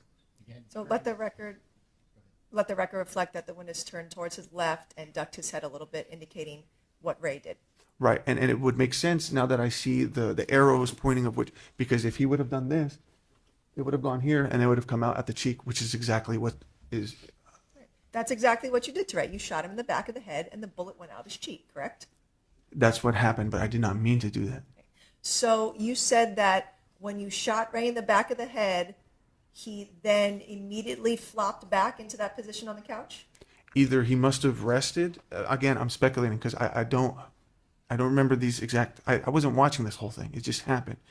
So he must have recentered his spine, or he must have fallen on Anna, and maybe she kind of pushed him back off, in fear. Let the record reflect again, the witness turned to the left and ducked his head, indicating what Ray did.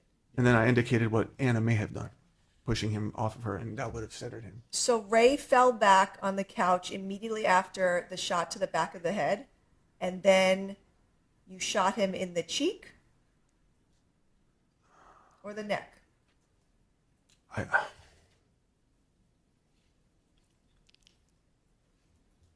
I don't remember the exact order that the bullets hit him. Well, you're testifying now that you remember that he got the shot in the back of the head first, and then he fell right back, right? No, I'm saying if that was the first one that hit him, it would have made sense if it happened that way.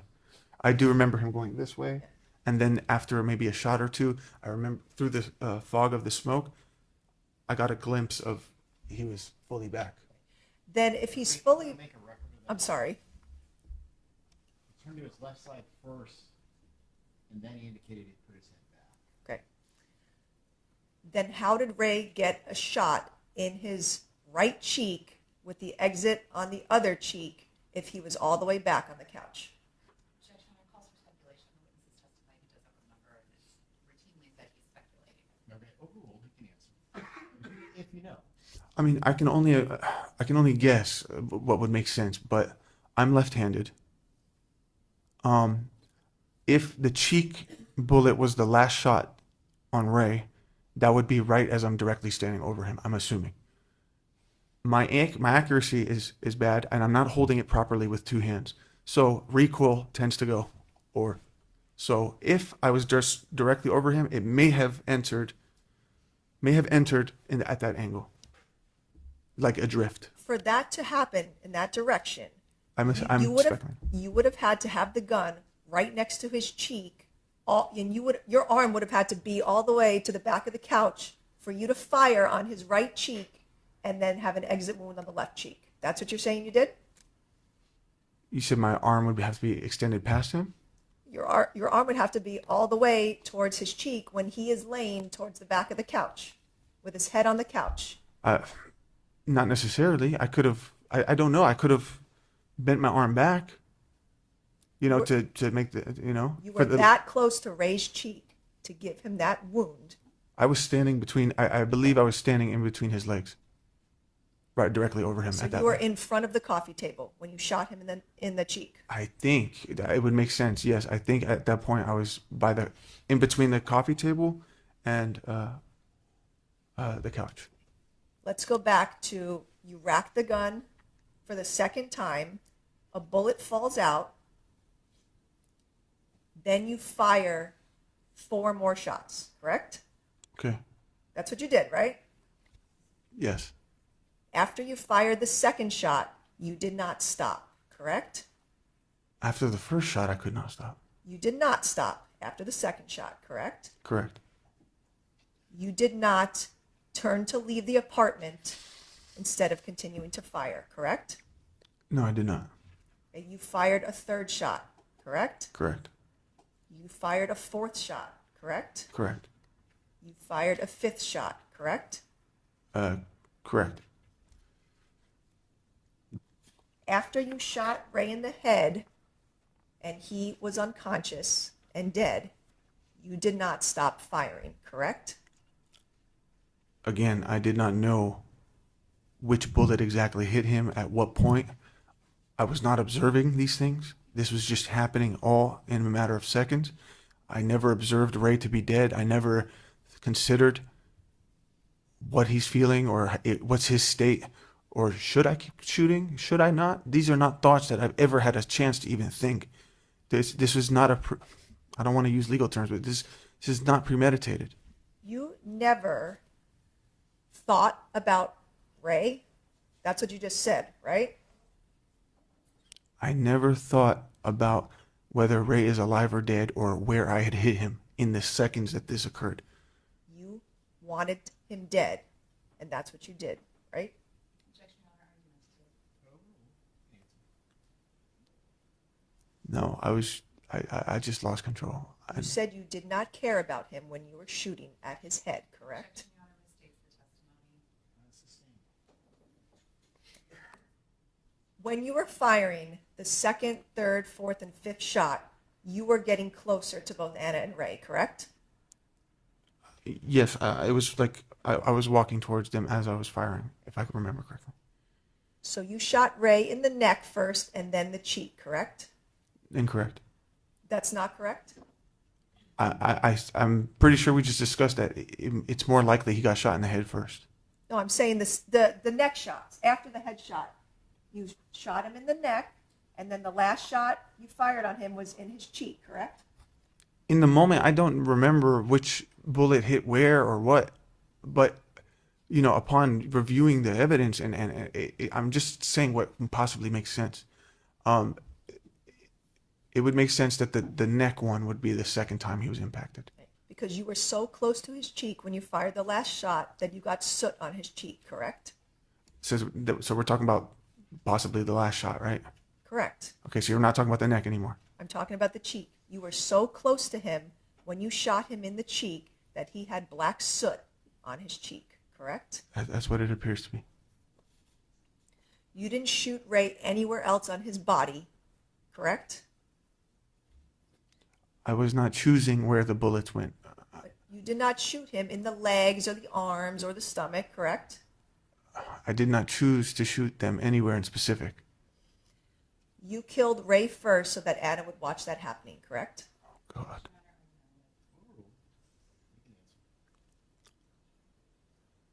I did not make a conscious decision to kill anybody, but Ray was obviously the odd man out, or obviously the what triggered me, this terrible reaction of mine. So it would make sense that he was shot at first, or no, it would make sense that he was shot at primarily. You hated Ray and you shot and killed him, correct? I did not hate Ray. I didn't feel comfortable with him around my wife. That's it. I was insecure around him, but I never wanted to hurt him. I even made attempts to talk to him on Instagram. Objection, non-responsive. You now were in front of the coffee table, correct? At some point. Okay. And you knew that Ray wasn't speaking, correct? He was laying back on the couch, dead, right? I did not know he was dead, but in a matter of these seconds, I think the whole shooting is, 6 seconds? Right. He wasn't speaking, though, correct? Nobody was speaking. I mean, Anna was just screaming. And you stood right in front of Anna, correct? In front of the coffee table. See, now you're asking me about things I don't remember. But that's what you did. You stood in front of her with your gun, correct? She was right there, yes, so I would assume so. And then you racked your gun for a third time right in front of Anna, correct? That's what it sounds like. Right? That's what you heard on your own recording, correct? Right, that's what it sounds like. You racked a gun for the third time, and then a bullet fell out and landed on the carpet, correct? I don't know where the bullet landed. So you see in People's 89, page 15, there was another live bullet in front of the couch. When you racked your gun for the second and third time, both of those bullets came out of your gun, correct? I don't know the order of these bullets. You know that when you rack your gun and it's loaded, a bullet comes out of the top, correct? That's correct. So that's what happened here, correct? I'm not sure what positions they landed. I didn't observe this stuff. But you racked your gun 3 times, and all 3 times a live bullet came out of the top, correct? That's not correct. The first rack would not have expelled an unspent bullet. But you see that there are 3 live bullets on the ground from your racking, correct? That makes sense, and but I'm not exactly sure how that happened. That's something I'm very confused about. You were standing in front of Anna, and she screamed, right? She was screaming since the shooting, Right? before I even stood in front of her. And you stood in front of her, and you did not just leave before you killed her, correct? Just leave, like I didn't leave? Yeah, you didn't just decide, let me leave the apartment before I kill Anna, correct? There was no thoughts in my head. Anna put her hands up in the air and screamed, right? For mercy? She was screaming because she was scared. And you made the choice to fire another shot, correct? No, Correct? That's what you did. that's what happened, but I didn't. Why the fuck would I want to shoot Anna? You stood in front of Anna and racked your gun right in front of her head, correct? I don't remember. And then you shot her in the forehead, correct? I don't even remember how that happened. I just remember heading to the door. You shot her in the forehead, correct? That's what happened. You put a bullet in her head and it went through the back, correct? Correct. One shot and you killed her, right? I didn't know she was dead. You knew that shooting Anna in the head would kill her, correct? No. You didn't know that? I mean, I know that anybody getting shot in the head, that could be fatal, of course. Right. and But there that's- are people who have survived that. But this is not something that I've thought about in this moment. These are not thoughts that I'm thinking, well, you know what? If I shoot her in the head, she's more likely to die. Maybe I should shoot her in the... Nothing like that was happening. You I wasn't did even not- thinking. You did not shoot her in the leg or the arm or anywhere else, right? I did not have control of myself in this moment. Before you racked your gun and shot Anna in the head, you said the word respect, correct? I did not. You heard that on the recording I just played, right? I did not. I'd like you to play it again if you I'll don't play mind. it again. Playing 179.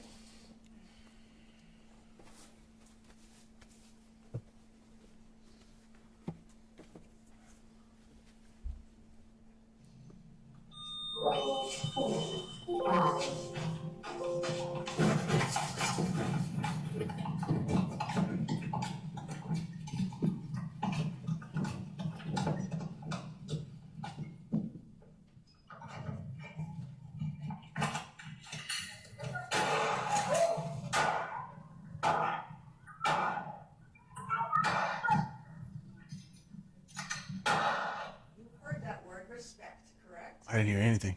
Right. You, before you shot Anna, you told her essentially that she wasn't respecting you, correct? That is false. That is not a female voice saying respect, correct? That is not. There's nobody saying respect in there. That is not Ray saying respect because he's already dead, correct? I do not know the status of Ray, but there's nobody saying respect in that audio. That's what you said to Anna, and then you killed her. Can you play it closer to the last shot, please? I'm not going to keep playing it, but that's what you heard on the recording, correct? I mean, it's distracting when I have to sit there and listen to me. Go out of the elevator. Can we just play it right before the shooting, please? I'm asking you a question. Because all I heard was, You ah. cannot ask me anything. I'm asking you. Before you shot Anna in the head, you said respect to her. I did not say that shit. And you shot her because she had disrespected you and was with Ray, correct? No. Right after you shot Anna in the head, you pushed her head down into Ray's lap, right? Oh, get the fuck out of here. I'm not going to tolerate this. That's what you did, right? They scrubbed my hands. They scraped my nails for any DNA. You No pushed blood, her- no skin, no hair. Come on. Objection, non-responsive. Move to strike. You pushed her head down into Ray's lap, so that's how they would be found, correct? No.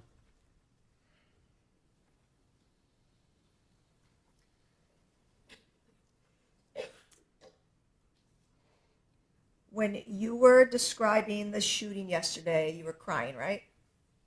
Yes. Not a single tear fell from your eyes, isn't that right? I wiped a tear off this table. And you grabbed a tissue and you wiped your eyes after that, right?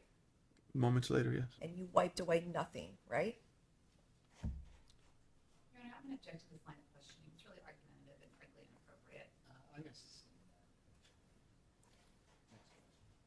And then a few seconds later, you continued testifying and you were calm with no tears, right? I brought myself back together.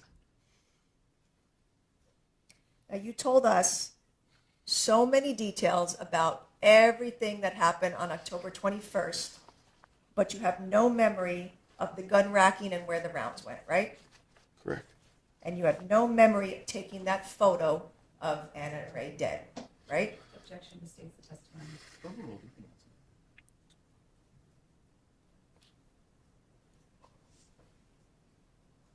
I don't remember when I did it or why I did it or frankly when or for what purpose I did. I don't.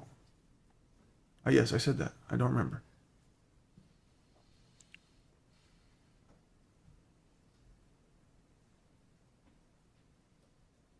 After you had shot and killed Ray and Anna, you emptied your magazine into Anna's feet, correct? No.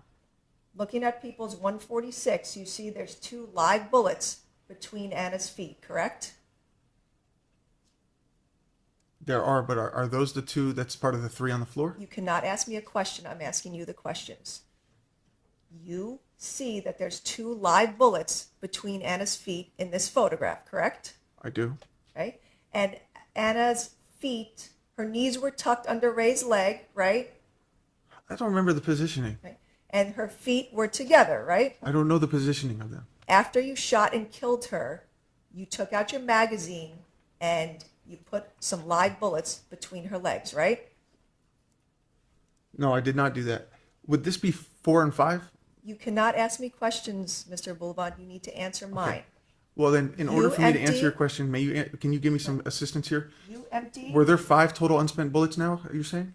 You emptied your magazine and 2 bullets into her legs, didn't you? No, I didn't, because my magazine, if you recall, when you had that specialist here and they showed the picture of the magazine, there was one that was full with 15 bullets. There was one that had 3 remaining left. That would have been the magazine that I had used in this moment. Because if you add it up, you said 3 unspent rounds on the ground, right? 6 fired. We're talking about 9. 15. Okay, that's 3 to 4 bullets.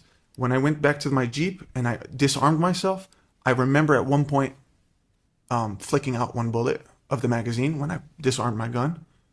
But I left the other 3. I didn't. How did those 2 bullets get between Anna's feet? That I do not know. You put them there, right? Was my fingerprints on them? You put them there, correct? No. Anna didn't put bullets between her feet, correct? No, ma'am. There were 5 unfired bullets in the apartment, and you put all of those there, correct? You said it was 3. There are 5, 3 on the ground and 2 between her feet. You put all of those bullets there, correct? I did not. You did not. I did not. Someone else did. I did not put those bullets by her feet. I don't put these bullets anywhere. I don't even know how the hell there's unspent rounds. I mean, well, obviously because I racked it, but I don't even remember doing these things. You did this after you killed Anna because you were angry, correct? That I did that because I was Yes, angry? you put bullets into her legs, correct? That's No, the only way they would have gotten there, right? It's incorrect. After you killed Anna and Ray, you made the choice to take a photograph of their dead bodies, correct? I ended up taking a picture. You made that choice, right? I don't remember thinking that. All right, in People's 176, page 21, this is the photograph from your phone that you took of Anna and Ray dead, correct? Yes. And you took that at 2:59 and 22 seconds. I'm sorry, 11 seconds, correct? I don't recall. Okay. And you took that photograph within seconds after killing them, correct? I don't recall. But that's what you did, right? I don't recall. You were proud of what you did to them, right? No, I wasn't. Ray was dripping blood when you took this photograph of him, right? Yes.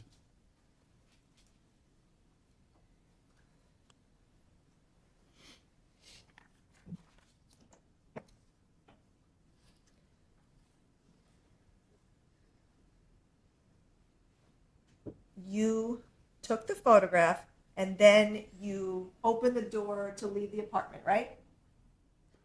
I don't recall the order. I remember after the shooting running to the door. Because even in the audio, you can hear me run to the door and then run back and say, Anna, Anna, Anna. So, and then I ended the audio at some point.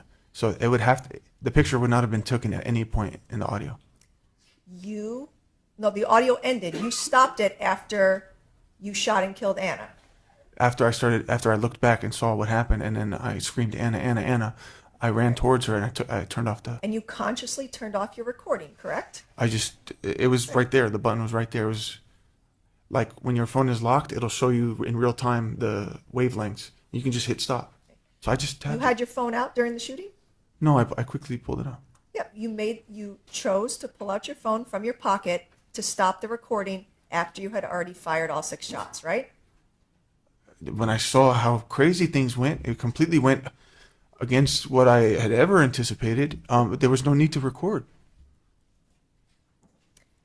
You realized at that time that gunshots were loud, correct? Yeah, And you have neighbors, correct? I do. And you wanted the neighbors to think that you had just entered your apartment and found Anna dead, right? My neighbors were not even in my mind. I have no interaction with any of my neighbors. You yelled Anna's name to make it seem like you just found her, correct? Oh, God. That's incorrect. You left the apartment and you walked towards the elevator, correct? Yes. Okay. And then you went back into the apartment and you screamed Anna again, right? Yes. You wanted everyone who heard to think that you had just found Anna dead, right? I wasn't even thinking of anybody else. And that's the same thing you said to the 911 operator, right? I just found them, correct? I said that to the 911 operator. You testified yesterday that you knew Anna was bleeding inside the apartment, correct? I knew. Like that she was bleeding. You testified to that, Well, I'd seen her shot. Yeah. right? And you still left the apartment and didn't give her any help, correct? Well, how the hell am I going to help her? I don't know. I'm not a paramedic. You could have done something I mean, to help her after you shot them. When I ran back in the second time, I was freaking. The reason why I ran back the second time is because as I was waiting for the elevator, I thought about Anna again. And I thought that she's there, she's bleeding. I wanted to go check on her again. And I did for a second think, what should I do? Should I pick her up and take her with me? But You never did a single thing to help her inside the apartment, correct? I didn't think I was capable of it. I didn't know how to. You did not do a single thing to help her, right? No. You did not I- call I- 911 inside the apartment after you shot and killed Anna and Ray, correct? Not immediately, no. Right. In fact, you waited 12 minutes to call 911, correct? But that's how long it took for me to get outside. But you inside the apartment chose not to call the police or 911 or anyone else to get them help, correct? In that moment, I didn't think about calling police. My first thought was, I need to tell somebody about this, about what just happened. And you didn't try to give either of them CPR or any other life-saving measures, correct? I'm not qualified in that. I don't know how to do that. You never tried, right? I don't know how to do that. You testified yesterday that you saw Anna bleeding. You never even mentioned Ray bleeding, correct? Oh, I saw him. But you didn't care about him, correct?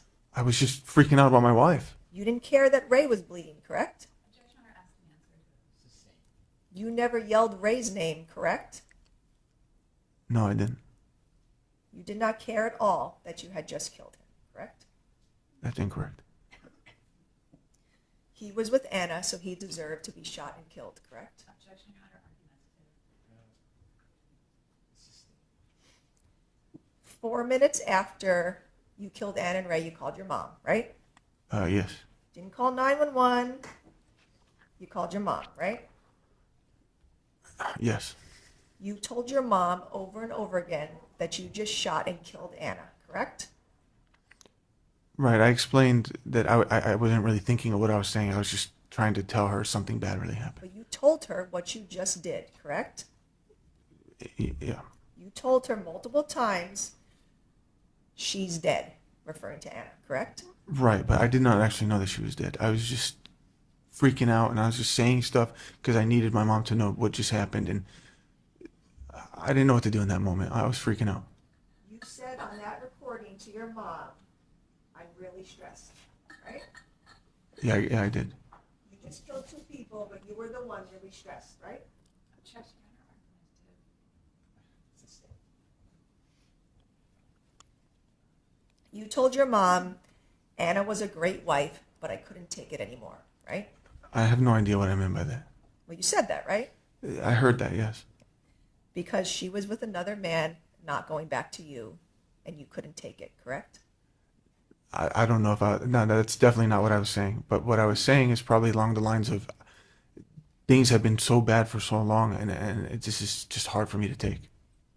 On the phone call with your mom, you mentioned multiple times about killing Anna, but you never said Ray's name, correct? My mom doesn't know who Ray is. But I believe I mentioned that there was a man too, if I'm not mistaken.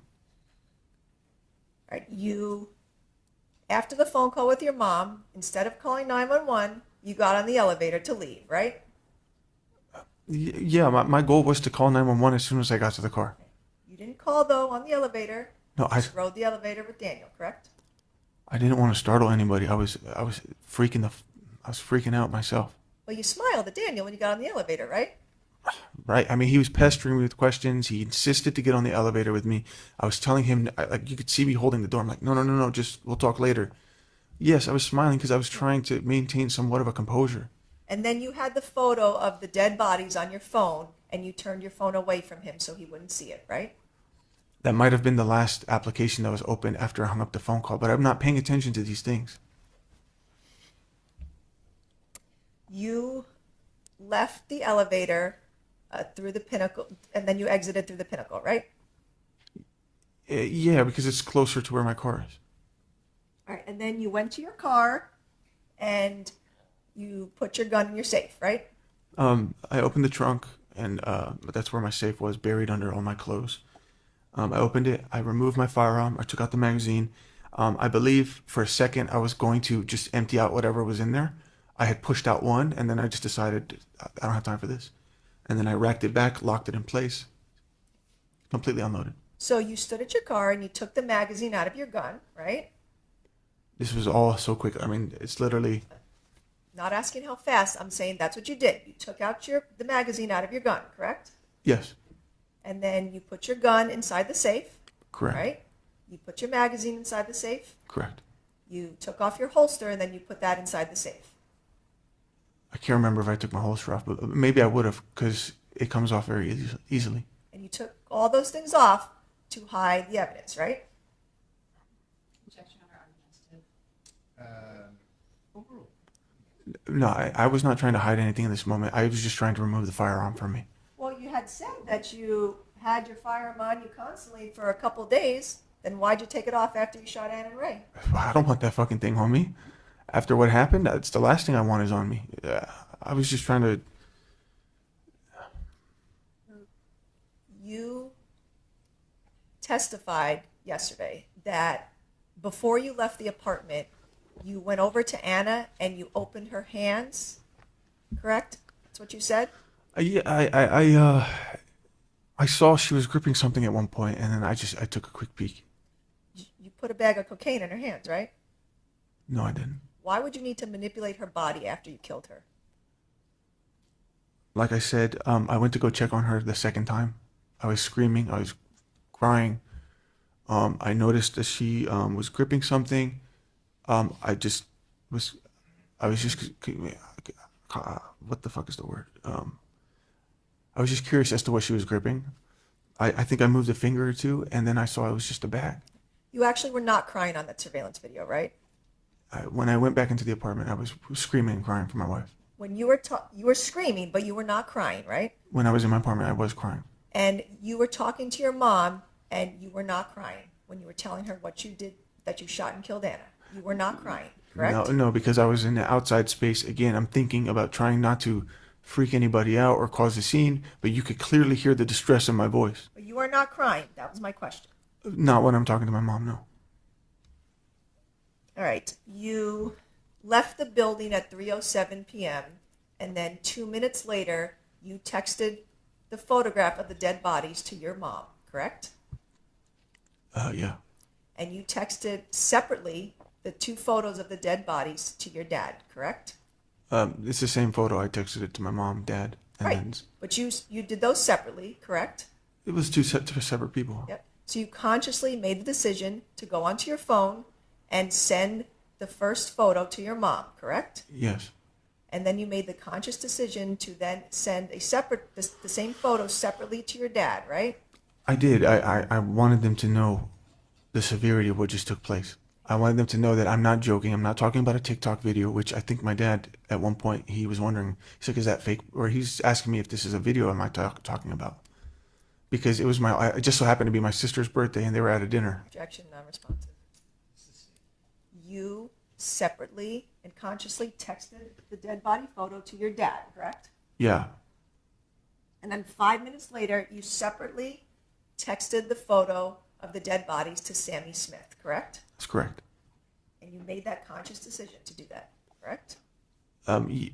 Yeah, my intention was to tell these people, okay, so like to let my parents know what just took place, right? I'm their son. I was also at this point thinking about my daughter and who's going to grab her. I needed their help. I'm asking about your text to Sammy. Yes, but with Sammy, the reason why I had just threw him into that was because he was one of the recent texts, and I was planning to move in with him that day. I was supposed to hit the road that day, and remember I told him, I said, don't tell Anna, don't contact her. So I had not said anything to up until this point, and in my frenzy or in my stupid mind in that moment, I sent it to him kind of as like, plans changed. Looks like I'm not coming to LA. Like I won't be coming to LA. You were bragging about what you did, right? No, because he texted back. He's like, oh my God, please tell me that's not real. And if I wanted to brag, I would have been like, hell yeah. I didn't respond to him. You called 911 at 3:10 p.m., right? I'm sorry? At 3:10 p.m., you called 911, right? When I got to my Jeep. Yep, that was your voice on the call we heard in court, right? Yes. And you already on that call started planning a defense for yourself, right? Say it again? You started planning a defense for yourself, right? No, my main priority was to alert the police and to send them to the right location to send paramedics in an attempt to save their lives.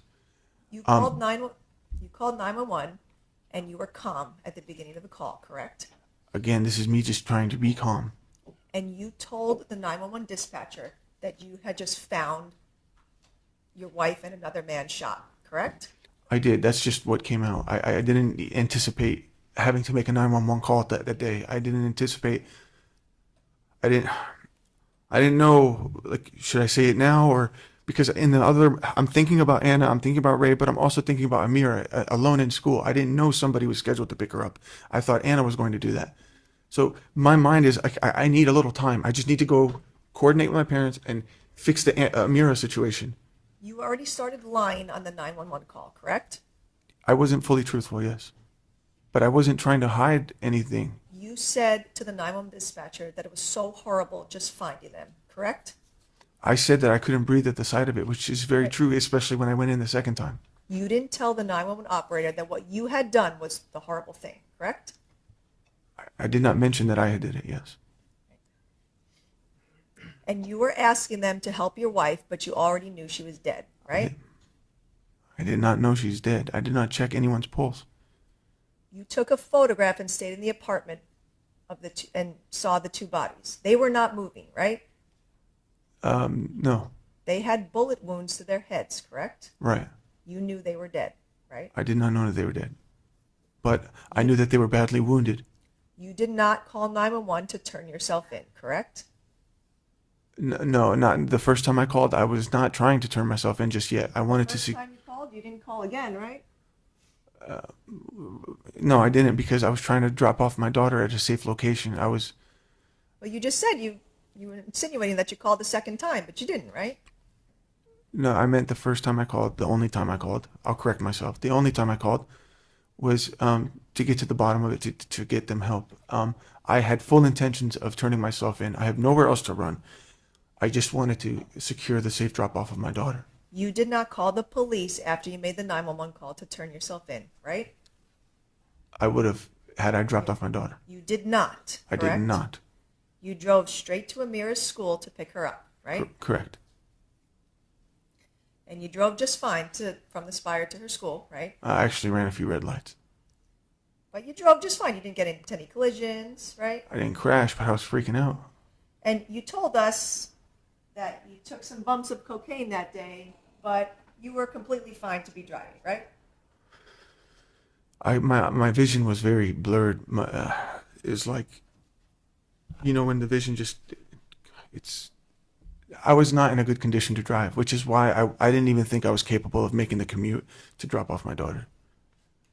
So you picked up your daughter after using cocaine? And then No, you drove with her? I was using cocaine. Look, there were I'm so asking many. you a question. Yes, I used cocaine because I was trying to cope with all this. What's going on? This is very hard. You told us the other day that you do some cocaine and then 10 to 15 minutes later it's worn off, right? No, I said typically speaking, the effects start to wear off, and that's usually when you'll do a bump to rejuvenate it back up. But it doesn't mean you're fully So- sober. It had been way more than 15 minutes since you used cocaine to the time you shot Ann and Ray, correct? No, I was doing coke on the drive there. It was way more than 15 minutes after you used cocaine to the time that you shot and killed Ann and Ray, right? I can't confirm that. But I was doing cocaine actively the whole entire day, and I was also more high and more agitated and more mentally disturbed than I've ever been. There was no cocaine found in your hotel room, right? No, I took the bag with me. There was no cocaine found in your car, right? I disposed the bag at the school. So you loaded Amira into your car and you were smiling, right? No, it's incorrect. You heard testimony about you picking Amira up and you were smiling, Yes, right? I know Julia said that. I did not know she was even seeing me there, but first I went to the window where there's a staff. And I said, there's an emergency. I need to pick up my daughter. I was on the phone with my dad on speaker the whole time. Objection, non-responsive. I'm trying to explain the situation. Fine to explain. Go ahead. Thank you, Your Honor. Thank you, Your Honor. No, she said I was smiling, so I just wanted to say it took a pretty decent amount of time for them to get Amira. And they also had told me, well, somebody else is scheduled to pick her up. This is strange. I'm like, look, I don't know anything about that. Just please give me Amira. I'm on the phone with my dad. We're trying to figure out something, what to do. Eventually, they bring Amira out. I don't want to scare my daughter. I don't want to startle her. So I was trying to be cordial. I was trying to stay focused. But I wasn't even able to do that because as soon as I was holding her hand and we're walking, the first thing out of her mouth is, "Where's Mom?" And that really hurt me. It really, I couldn't keep my composure at that. I was like, "No, Amira, please don't ask me about Mom right now. Please don't ask me. Let's just get in the car." And then I put her in the car seat. You told Amira that you killed her mother, I did correct? not. She knew that you killed her mother, correct? I did not, and she did not know. You were bragging about what you did to your child, correct? Objection, mistakes of testimony as to child and argumentative.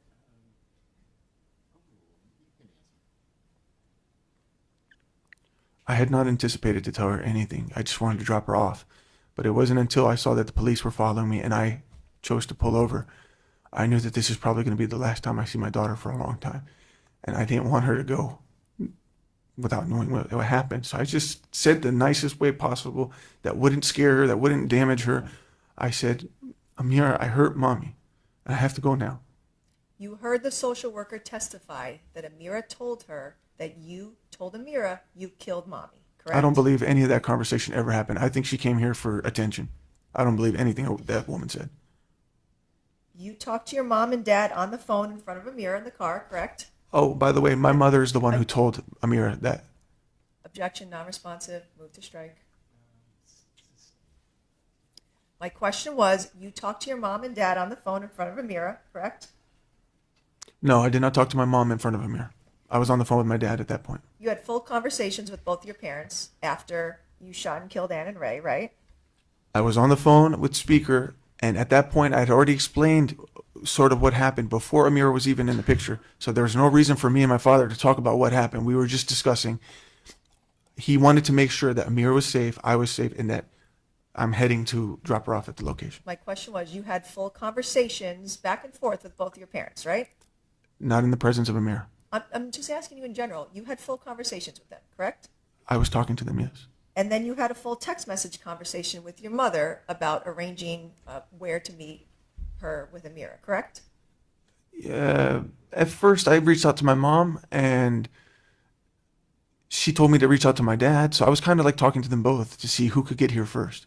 What and I'm what's the asking best you way. about is the text messages. You had a full text message conversation with your mom while you're in the car driving away from Amir's school, right? No, I was not even talking to my mom at that point. I don't believe. I was talking to my dad. So And I was not texting. you saw all the text messages that I showed, both with the detective and with your mother, about the conversation you had with her, correct? She was texting me about like meeting in LA or something like that. And I don't even remember seeing that because I'm trying to focus on the road. You know those are text messages from your phone, correct? Yes, but it doesn't mean I looked at them or But you sent them, correct?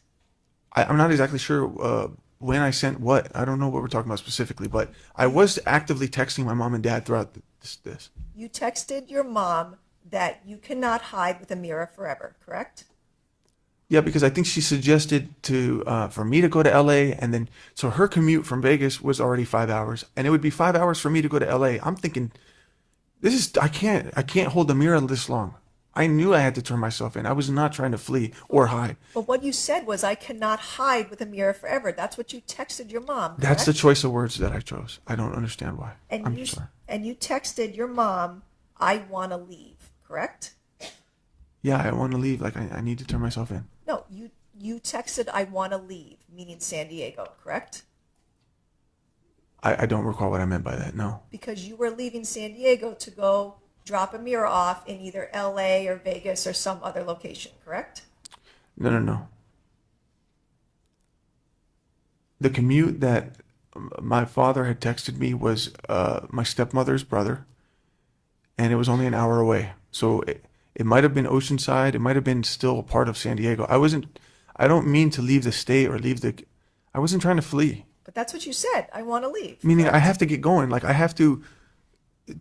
can't keep sitting deciding, should I meet here? Should I meet there? Am I going to meet with dad? I need to know, where am I going here? Because I need to leave. That's what I'm saying. You did not call to turn yourself in, correct?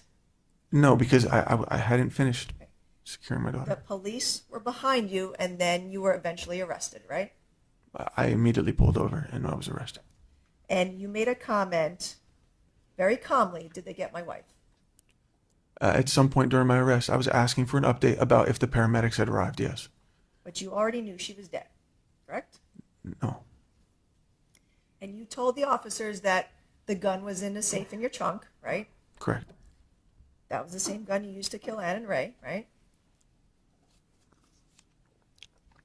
I have only one gun.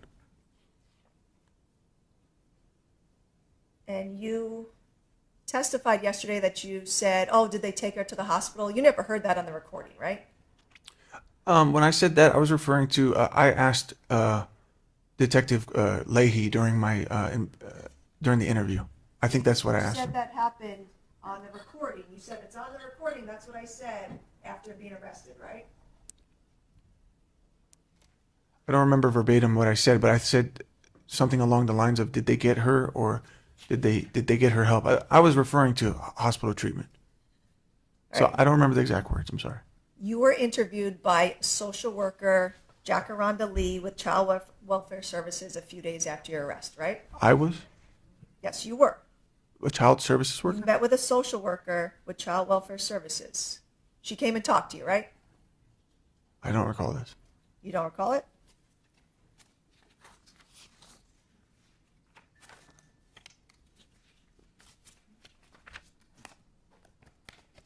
Okay, I'm going to show you the service log from the Health and Human Services Agency. Review this statement and let me know if this refreshes your memory. Start down here on October 22nd, 2021.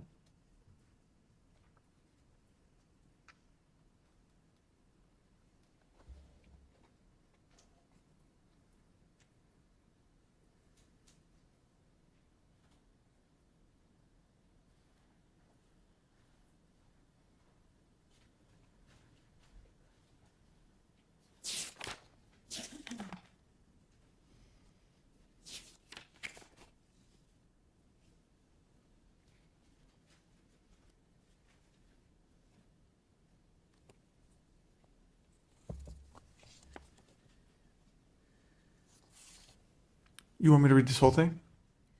Does this refresh your memory about having a meeting with a social worker on October 22nd, 2021? I don't recall this meeting, but I'm not denying that it happened. But it happened, correct? Sure. And you told Miss Lee, when she asked you about prior domestic violence with Anna, you told her there was only one prior domestic violence incident, right?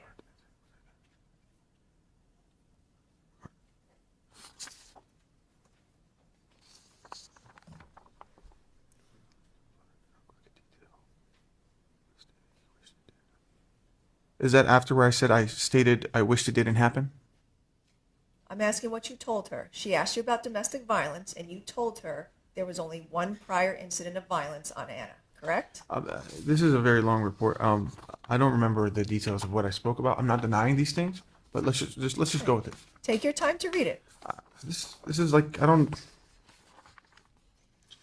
Where's the domestic violence part? Can you help me, please? The father asked this. I have that. Thank you.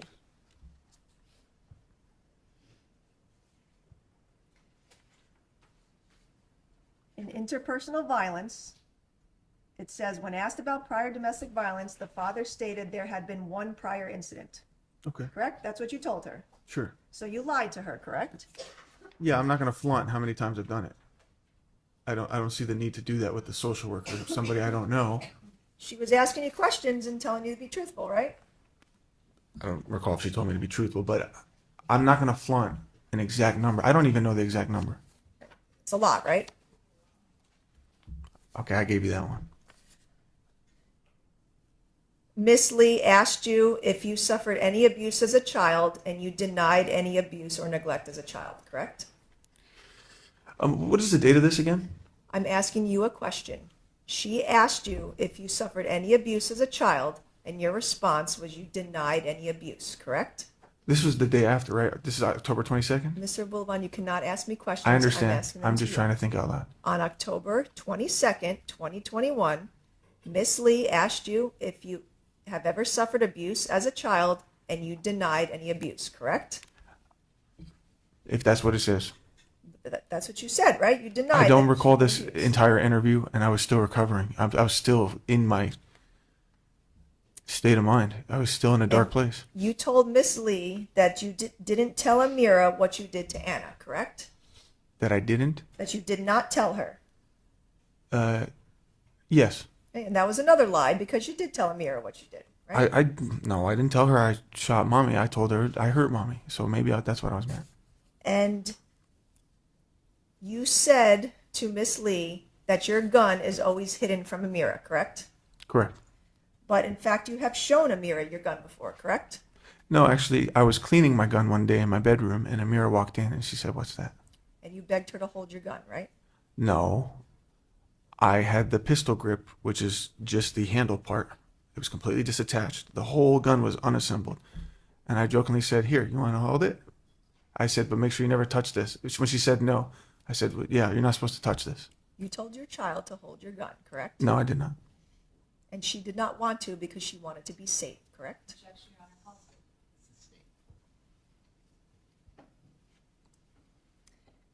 You have, after October 21st of 2021, you bragged about killing Anna and Ray, correct? Don't look at your attorney. Answer my question. I was just seeing if she was going to object. I'm sorry. You bragged about killing Anna and Ray, correct? Did I? You told inmate Brian Edwards that you killed your bitch and the man she was with, correct? Who is Brian Edwards? You said that to Brian Edwards, correct? I'm going to have to, can we talk? Because I don't know what this is about. We're talking about inmates now, like an informant? What's going on? We've never had this Mr. conversation. Boulevard, answer my question. You told an inmate, Brian Edwards, that you killed your bitch and the man he was with. No, She I did was not. with, I did correct? not. Do you have audio recording of this? I'm asking you. I did not say that. You would have brought this up if it was real. This All would right. have been an exhibit. I want to talk to you about some statements that you made on December 1st, 2022 to Dr. Lehman. Remember meeting with her? Move along. And counsel, what's up? Your Honor, right before we broke for lunch, a question was posed to my client about him bragging to an inmate named Brian Edwards about having killed his bitch and either the man she was with or her boyfriend. This information was turned over to the defense on disc number 22 of discovery. They are jail calls that Brian Edwards made to his wife and his sister about having heard information in the jail about Mr. Abulaban. We have listened to those calls. We do not hear anything on any of the 3 calls indicating that Mr. Abulaban had a conversation with Brian Edwards. In fact, there's a part where Brian Edwards says, he's in house 6, I'm in house 3, I have not met him, I have not talked to him. So what has happened is the prosecution has now asked a question of Mr. Abulaban that puts him in a position of having to answer no to. The problem with that is that this entire case rests on Mr. Abulaban's credibility in front of the jury about what happened when he walked into that apartment and what his state of mind is. And I believe the prosecution is asking the question of him, putting him in a position where he has to deny, where the question is assuming or putting out to the jury that that information exists and he is lying about it. Those calls have not been transcribed by the prosecution. They were not transcribed by me, but I have extensive notes about what was discussed between Brian Edwards and his wife and his sister. I do not believe that that information exists. My client took a look at Brian Edwards, denies that he's even seen this person, let alone ever had a conversation with him. But what is now out in front of the jury is an example of Mr. Abulaban lying to the prosecution. And so I am at a point where I need to break for the afternoon to have those transcribed. I need to find the person who pulled those things before I can begin the rest of my case. I also am moving for a mistrial based on this. This is a huge problem, and unless the prosecution can show me in those calls where Brian Edwards says that he had a conversation with my client, the way that she has thrown it out to the jury, this has caused a huge prejudice to my client. Your Honor, these jail calls have been out for somewhere in the nature of 2 years. I had a separate conversation with Ms. Green at the time. I told her these are jail calls that are not your clients, they are Mr. Edwards. They were given to me because they were listened to in an El Cajon case that Mr. Edwards had. I obviously had no intention to interview Mr. Edwards. I turned over the calls, I let her know about it. I am simply entitled to ask a question about whether he made a statement to this person or not, and that's how he has that information. And he can say no, and that was all. That's how I left it. Do you have actually know where it is in the transcript? I don't have Oh, transcripts. sorry, not Right. transcript. Do you know where in the call it is? I have it on disc 22. That's how I have it labeled in my notes. How long is this 22? It's 3 calls. Well, okay, are they 1-minute calls or are they? I don't recall. I didn't transcribe them. I wasn't planning to interview anyone. I literally was only and I asked him one question about it. Did you say that? And he can say yes or no, and that was it. I'm certainly entitled to ask him if he ever made a statement to anyone about killing them. But not if she has information that that evidence doesn't exist. That's the problem here, is that she's throwing it out there as though he had a conversation with Brian Edwards and bragged to Brian Edwards about killing his wife. I believe on those jail calls, Brian Edwards indicates people find out shit here, saying, I have never talked to Ali because he's in the hole in 6 house. Ali is 2 units away from me. Inmates were talking about Ali being housed at the jail. That's how Brian found out Ali was there.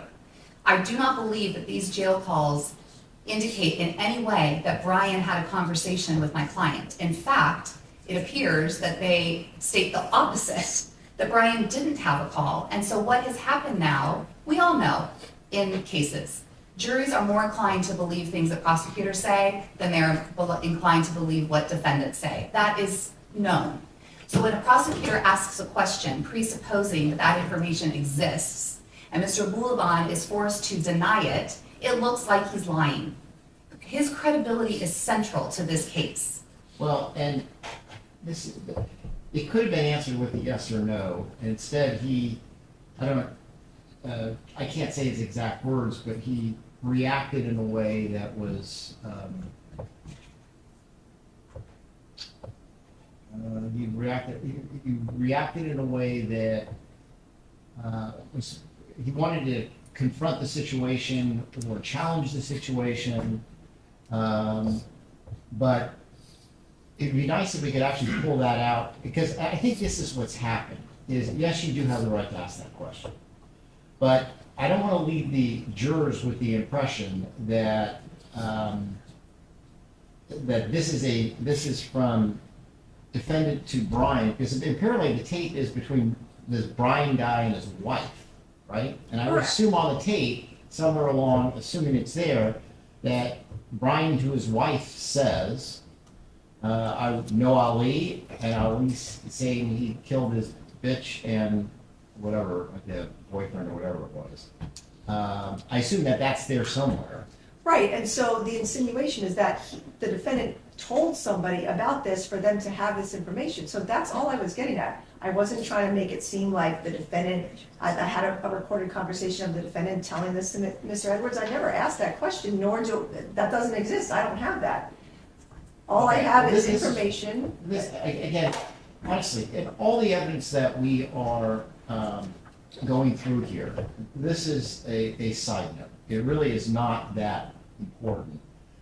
This is what we'll do. I'm going to deny your request for a mistrial. Can you find that on the tape where he talks to his wife about this situation?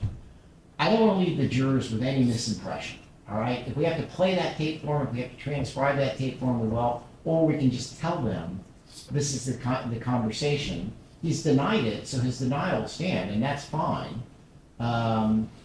But, so somebody's going to have to go back and listen to those 3 calls, which is, I don't think, all that big a deal. But, and I'm going to deny your request to take the time to transcribe it and investigate and all that. I mean, again, I'll strike the testimony, and I'll order them to disregard it, because again, that's not, in all of the grand scheme of this trial, it's a side note. Well, that particular bit of information may be a side note, but the underlying sort of theory that they're throwing out there, the question was, did you brag to Brian Edwards about killing your wife, your bitch, and her boyfriend, or whatever it was? The insinuation is that he is lying about this when he says no. And so it's a side issue in the sense that whether he told Brian Edwards this or not is a side issue. But his credibility is key in this case. Well, So what are we gonna do if when we listen to the jail calls, it is not clear, or Brian Edwards literally says, I have not spoken to Ali? What are we gonna do then? I mean, that's the problem. Well, it may be he just tells his wife, Ali says he killed or whatever. I don't know, because I haven't heard the tapes. But he's denied it, again. And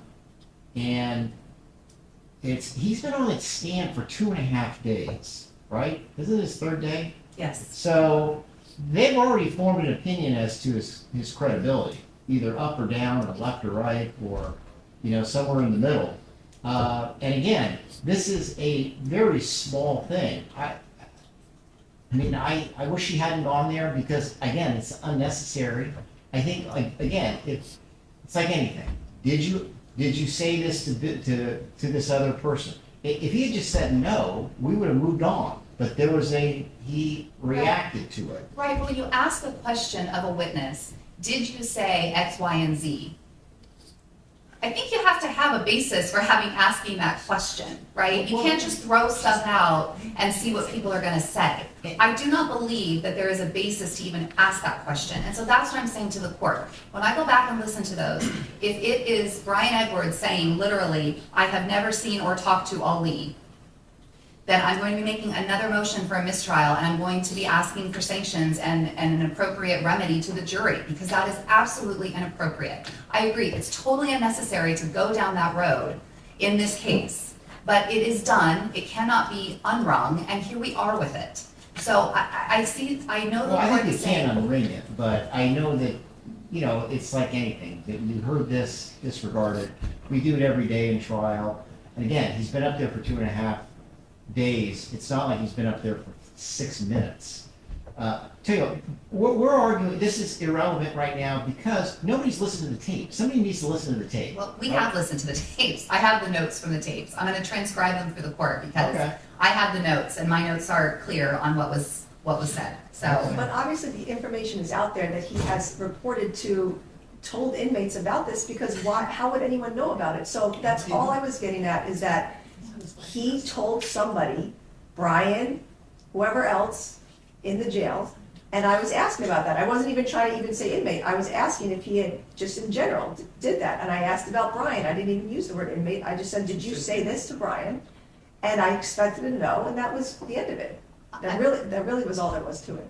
I'm certain she said inmate, first of all. And secondly, just because people in the jail are talking about things does not mean that they have spoken to the person about whom it involves. They have TVs in jail. They watch TV. They've been watching this trial every single day that it has been going on. So if that information, I know the court is looking at me like I'm beating a dead horse here, but I have to make my record in this. No, and I understand that, and again, I'm happy to listen to whatever is on the tape. But again, it's been 2.5 days he's been up there. He did deny it, and if there's something else that needs to be done, we have time to do it. It's not like they're going out to deliberate right now. So at this point then, again, your motion at this point is denied. If you can, like I said, go through the tapes, find that part where he talks about Ali, because it had to come up in some context, otherwise we wouldn't be having this discussion. So, and then let's not ask any more questions. I'll give you, obviously, time so you can listen at some point so you can rehabilitate your client on it. Or you just, like I said, we make sure that the jury knows that whatever conversation was had did not involve that particular thing, which would explain why he was surprised. And that doesn't make the DA look very good. So, all right, let's put in our jury. I apologize, ladies and gentlemen, there's a legal matter that I had to take care of that happens every now and then. All right, next question. Thank you. Okay, I want to talk to you about some statements you made to Dr. Lehman on December 1st, 2022. You told her that there has been no prior domestic violence, correct? No, in fact, I shared a lot of intimate details of history of domestic. Wait, with me? Correct. So when she asked you about domestic violence, you made a statement there was no prior DV. Oh, I thought you were talking about my childhood. No. Okay. About domestic violence. That's how the notes were worded. You had said there was no prior DV. Is that a statement you made to Dr. Lehman?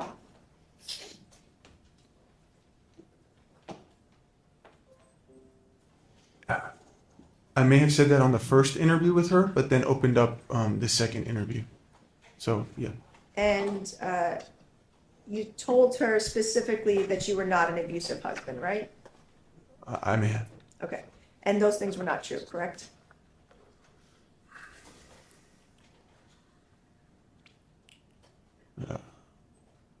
I have done things that I should not have, and I regret. But there's been moments where I've been abusive, yes, but I do not categorize myself as a totally abusive husband. And you told Dr. Lehman that here in San Diego, she calls police 9 times in 1 week saying I hit her. That's what you told the doctor, right? Yes. Okay. But that's not true, correct? Anna never called the police 9 times saying that you hit her. I may have been exaggerating about the in a week part, but I know that there was, I believe police were called around 9 times around this time frame. But not by Anna, correct? Some of them were by me.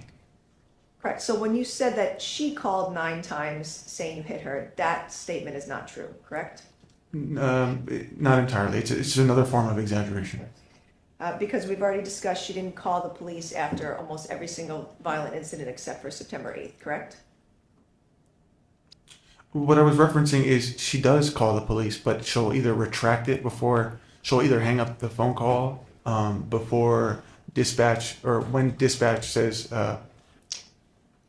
did he hit you physically, or then she would retract it. By that point, I'd either be out the door or something along those lines. So what I was referencing was she has made attempts to call the cops on numerous occasions, but she did not actually follow through with all of them. But Anna only called the police 1 time saying that you pushed her down. That was September 8th, correct? That's the one time she actually went through with it, and that's what inspired me to start the live recording. Like, oh, my wife's putting me in jail. Like, you see what I'm saying? But she only called the police on 2 other occasions to say that she was scared or wanted to get you out of the house, but never told the police you hit her. Right. She would always say it was just verbal, but she did call the cops on numerous occasions. You told Dr. Lehman that you couldn't afford drug treatment, right? What I was referencing was I did, during this 3-month period, I did reach out to both police, asking for them to please place me in a rehab. I have no experience with rehabilitation clinics, and I'm not familiar with mental illness. So I was reaching out to receive knowledge and education. There is actually recording of my interaction requesting police put me in rehab. They told me they can only recommend places. I called a few of those places, and they all needed health insurance, but we did not have health insurance because Anna recently lost her job, and we were on her plan. I was not aware that there were free rehabilitation clinics at the time. You know that you can go to NA meetings that are free, correct? I do not know that. Narcotics Anonymous? I do not know that. You've never heard of NA or AA meetings? I've heard of AA meetings, but I don't know what they consist of. Okay, but you never tried to get treatment like AA or NA that are free, correct? That's what I'm saying. I didn't know that these things were available or that they were free. You said you did know about AA, correct? I said I did not know what they consist of, and I did not know that they were free. And you told Dr. Lehman that you were still weeping about how Anna did you wrong, right? Still what? That you were still weeping about how Anna did you wrong, correct? At the time when I spoke to her, I was still trying to make sense of certain things. Initially, at the time frame of when this all occurred, I was in the victim mindset for many things. But since I've been, I've had a lot of time to deeply reflect on what my role was and how I could have done things better. I've seen and gained understanding of how certain things were my fault or I could have been better. So what I was trying to say is there were moments where I would weep and feel like she did me dirty. There were moments where I would scream, "How could you do this to me, Anna?" Even after the shooting. But this is just me trying to heal and try to understand. But now I don't exactly look at it that way anymore. But you're still blaming her a year later about doing you wrong, correct? Right. So it did take me a long time to recover. This was not an easy thing to recover from. A lot of the questions that you answered on that personality assessment inventory were lies, right? My answers were lies? Correct. That's false. When you say that sometimes I'm very violent, you circled somewhat true. That's somewhat true.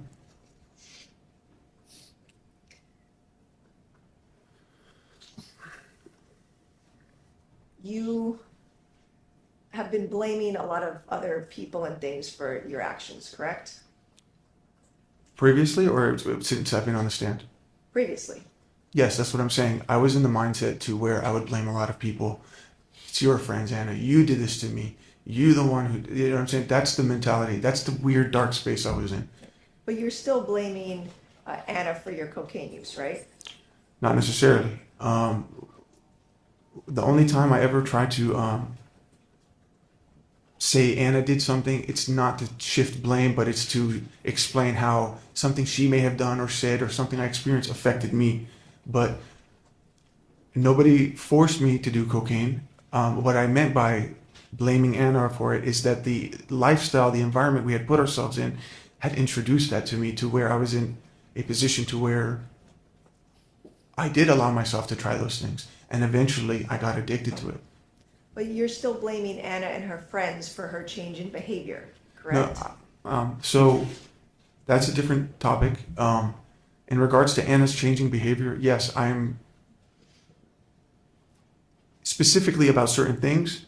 I felt that she was behaving more like her girlfriends and that she now had a support group amongst that group to not worry so much about what my feelings are or how I look at things.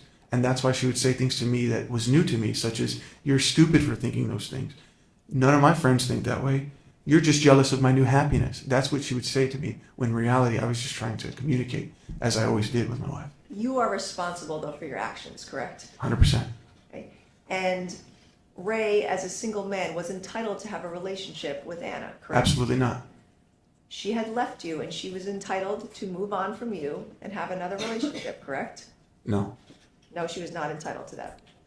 Objection, Your Honor, calls for, it was a compound question calling for multiple answers. Do you understand the question? No, I rushed to answer that. I'm sorry. Stand up, go ahead and rephrase. After Anna had left you and was separated from you, she's entitled to have a relationship with another man. I disagree.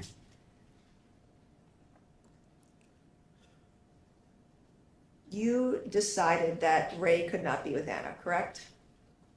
I never knew he was with Anna. No one else could have Anna but you. Isn't that how you felt? That's not true. If she wasn't with you, she couldn't be with someone else, right? No, in fact, I've told her many times, if you're going to go out and do these things, don't stay married to me. I'm not going to allow someone I'm married to. I don't want to be married to somebody who's going to go out and sleep around. And I would say things like, you're not going to turn me into Michael, which is Julia's husband. I would say that all the time. You're not going to turn me into one of your girlfriend's husband where they stay at home every week and you can just go out, do whatever the hell you want, sleep with whoever the hell you want. Sorry. Sleep with whoever the hell you want. It's not going to work. In the past, you have told your cousin Louie, if I can't have her, no one can, right? I don't recall saying that. Nothing further, thank you. Your Honor, given our conversation earlier, I'm not going to be able to finish with him Oh, that's all right. today. Okay. Yeah, I understand. Good afternoon. Good afternoon. I'm going to start talking about a couple of things that were discussed yesterday. So bear with me as we move from yesterday to today's conversation, okay? Okay. Could you pull your mic closer, please? Thank you.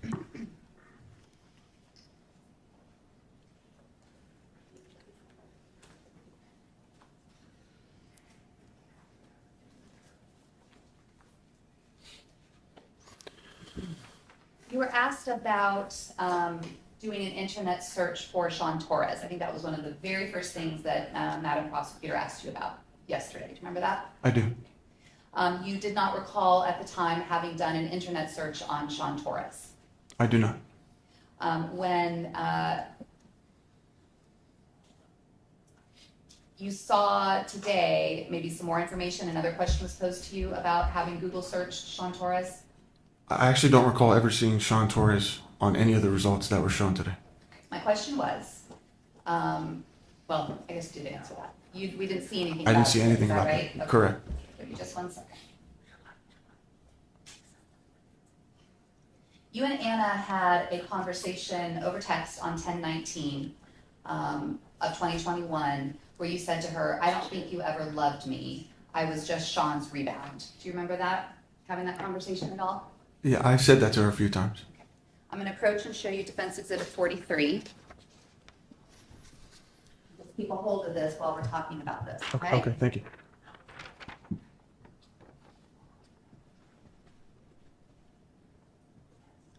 This text conversation occurred on October 21st, and I just want to make sure that I have the control of the computer, or the computer screen, so just 1 second.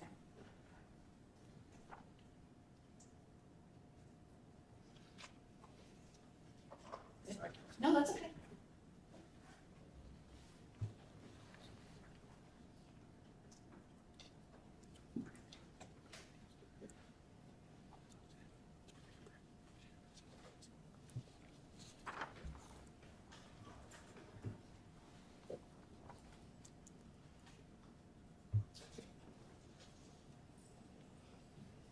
Okay. Zoom this out a little bit. Can you see that? That's good right there. Okay. And does that look like the very first page of what you're looking at on Defense Exhibit 43? Yes. Okay. On 10/19 at 6:25 p.m., you said, I don't think you ever loved me. I was just Sean's rebound. Do you see that? Yes. And you say, I see it loud and clear now. No woman has ever fallen for me before, so why TF did you? Do you see that? Right. And then the next, there is this screenshot of having had a having searched Sean Torres, Kadena Air Force Base on October 19th. Is that correct?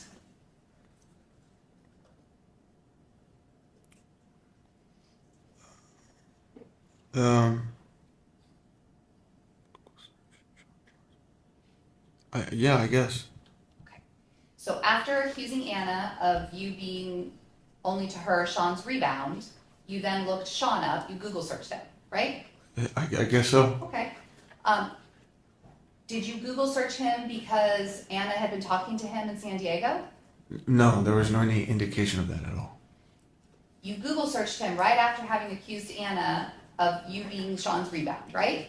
Yes, And is that the reason you Google searched him? it sounds like it. I probably was just checking on him to see what he's up to. When Sean came in and testified and said that he'd been in contact with Anna all this time in San Diego, do you have any reason to believe that that is true? None whatsoever.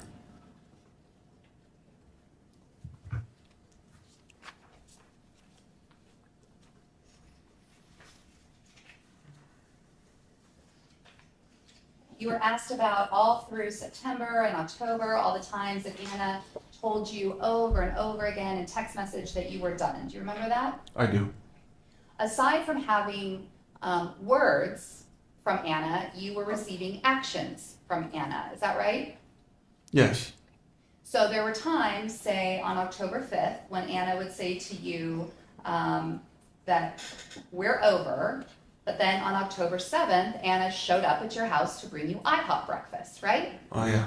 Okay, so this is an example of Anna saying something to you, like we're done, but then showing up 2 days later doing something nice for you. Is that right? Correct. Overruled its foundation. On October 8th, you and Anna and Amira went and had breakfast, right? Yes. So despite telling you, we're done, I'm over you, here you are again getting breakfast. Correct. Is it possible that you invited Anna to breakfast? Of course. Did you force Anna to go to breakfast with you? No. Did you make her go places with you? I couldn't get her to do that. This entire time, you knew that Anna was living with Claire, right? Yes. Did you ever show up uninvited at the base? No. Did you ever use your government pass to go in and track Anna down? No. Did you ever go and push her into your car and make her go to breakfast with you? Never. Those were all things that despite telling you she was over you, she did things with you. Correct. On October 3rd till October 13th. Yes, I have. When? Well, Julia's party, right? That was September 11th or 12th, Okay, right? okay. So after that. Sorry. On October 13th, Amira stayed the night at your house, didn't she? Yes. Anna brought her to your house, didn't she? Correct. And this was after we all have seen that on September 8th and September 11th or 12th, you put your hands on Anna, right? Right. And yet she still brought Amira to your house to stay with you Correct. and let Amira stay home alone with you, right? Correct. And in fact, the night of October 13th, when Anna brought Amira to your house, she said to you, Claire made pancit. Can I bring you some? Oh, yes. Objection, leading question. Yes. And you said, I'd be surprised if Claire wanted me to have any pancit that she made, right? Right. And Anna actually said, no, Claire wants you to have it. Do you remember that conversation? No, I do, yes. And Anna dropped Amira off at your house, and you texted her later saying, thanks for laughing and being silly with me, Yes. right? Yes. Because she stayed at your house on October 13th and hung out with you Correct. and was silly with you Yes. and laughed with you, Yes. just like old times, right? Correct. And when you said thanks for all of that, she responded, of course, right? Yes. And on October 15th, she said, I'll always have love for you and you're a good dad, right? Yes. October 16th, you met up with her and Amira at the UTC Mall, right? Correct. Did you force her to go there with you? No. Did you ask her to go there with you? I believe I did. Could she have said no? Yes. Could she have just dropped Amira off with you at the mall? Correct. Did she do that? No. Did she stay with you? She did. And did she hug you at the end of that encounter? She did. Later on the same day, October 16th, when you were thanking her for doing that and suggesting to her that maybe there would be a time in the future where you could hang out, Anna told you maybe someday I'll leave, right? Yes. This was all happening during the exact same time period that Anna was also sending you messages about being done with you, being over with you. Is that right? That is correct. Did this cause you to feel confused? Very. Explain that to us. It's so confusing because I already feel bad for a lot of things. I don't. I'm just trying to move forward. I'm just trying to correct things. But when I'm getting mixed messages, she would say things like, "I hate you. I don't feel comfortable around you. You'll never see your daughter. I haven't loved you for 5 years." But then, just like you said, she would just show up and act perfectly fine, and all that does is just leads me on, and it makes me think that things are okay, and it puts me on this roller coaster ride of like walking on eggshells. Am I good with her? Am I not good with her? You know what I mean? I never at one point, I was never really sure. At no point did I think that we were really split up. I just knew she was angry at me and she needed time away from me. And that's all. That's all. I didn't, all the talks of divorce and TROs, it was just dust. It's just wind. And between July of 2021 and October of 2021, Anna, before violence in July, Anna had said things to you like, "I fucking hate you," right? Yes. So before there had been DV in San Diego, Anna was saying these things to you. Correct. And then a domestic violence incident occurred in January or July of 2021, right? Correct. Right. And then Anna came back to you, right? Yes. What did that indicate to you? That we could move past it. And on September 8th, when the incident happened that we watched on the footage from both what you recorded, when Anna called the police, the 911 call, the BWC, and when you made that live video, what happened after that? Did Anna come back to you? Oh, yeah, eventually, yes. Like the next day, I think. The next day? Yeah. And when that happened, what did that signify to you? That we're just being toxic. We're in a bad state right now. But that I never really believed that. I knew that we were still in love with each other. Things were just getting bad. I was losing myself. And I noticed that she was changing as well. And on September 11th or 12th, the night of Julia's party, when there was an issue with the two of you, Anna came back to you after that, right? Correct. And a question was posed to you about whether what we saw, what I showed with you, that video of you and Anna arguing over the phone and Anna saying her thumb's in the door, even though the door is clearly closed, you were asked about whether that was from a different night, and in fact, not from the night of Julia's party. Do you remember that by Ms. Rast? Right, I was really confused about that. Okay. But in fact, that was the night of Julia's party, right? Right. And we know that because in that conversation that's recorded, Anna says, "I'm going to tell Julia to tell security that you're not allowed at the party," right? Correct. That's how we know that that was that night. Is that right? Yes. After September 11th or 12th, when that incident happened, did Anna come back to you? She did. Did you apologize to her? I always do. And did she accept your apology? Yes. How do you know that she accepted your apology? Well, because we move past it. We don't talk about it anymore. We start to talk about things we could do together, or we talk about Amira. It's like we just move on. At any of those times, July 21st, September 8th, September 11th or 12th, could Anna have left the house? Yes. Were you holding her hostage in the house? I was not. Could she have gone to Claire's? Yes. Could she have gone to Julia's? Yes. Could she have gone to Diana's? Yes. Could she have gone back to Virginia? She could have. Did she do any of those things? No. By not doing any of those things, what did that signify to you? That we are still together.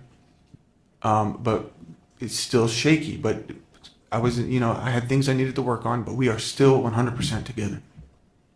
She was telling you to move on and to see other people. Is that right? Right. Was that confusing to you, given that she's back in the apartment with you? Yes. There would be moments where she would just bring up something old or something that happened that I thought we were already over, and it would just reignite an argument. And she would say things like that because she knows I don't want to do those things. I don't, because she knows the idea of Anna seeing other people or I seeing other people. That's not what I want. I want us to be good together. But she says those things to get under my skin. And after the incident of Julia's party, at some point Anna up and disappeared, right? Yes, Did she take a mirror with her? she did. Did she block you? She did. Did she tell you where she was going? No, Did she tell you where she was going with your daughter? no, Did you hear from her for a period of a week? no, I didn't. And during that time period, before Anna left, she told you you need to work on yourself and date someone else, right? Yes, And that is when you ran into Nikki Sanchez in the elevator, is that correct? that time frame, yes. When someone is telling you during this time period, we're over, I'm out, she disappears, she takes your child, she blocks you, and before doing that, she tells you other people is what you should focus on, seeing them, what are you thinking?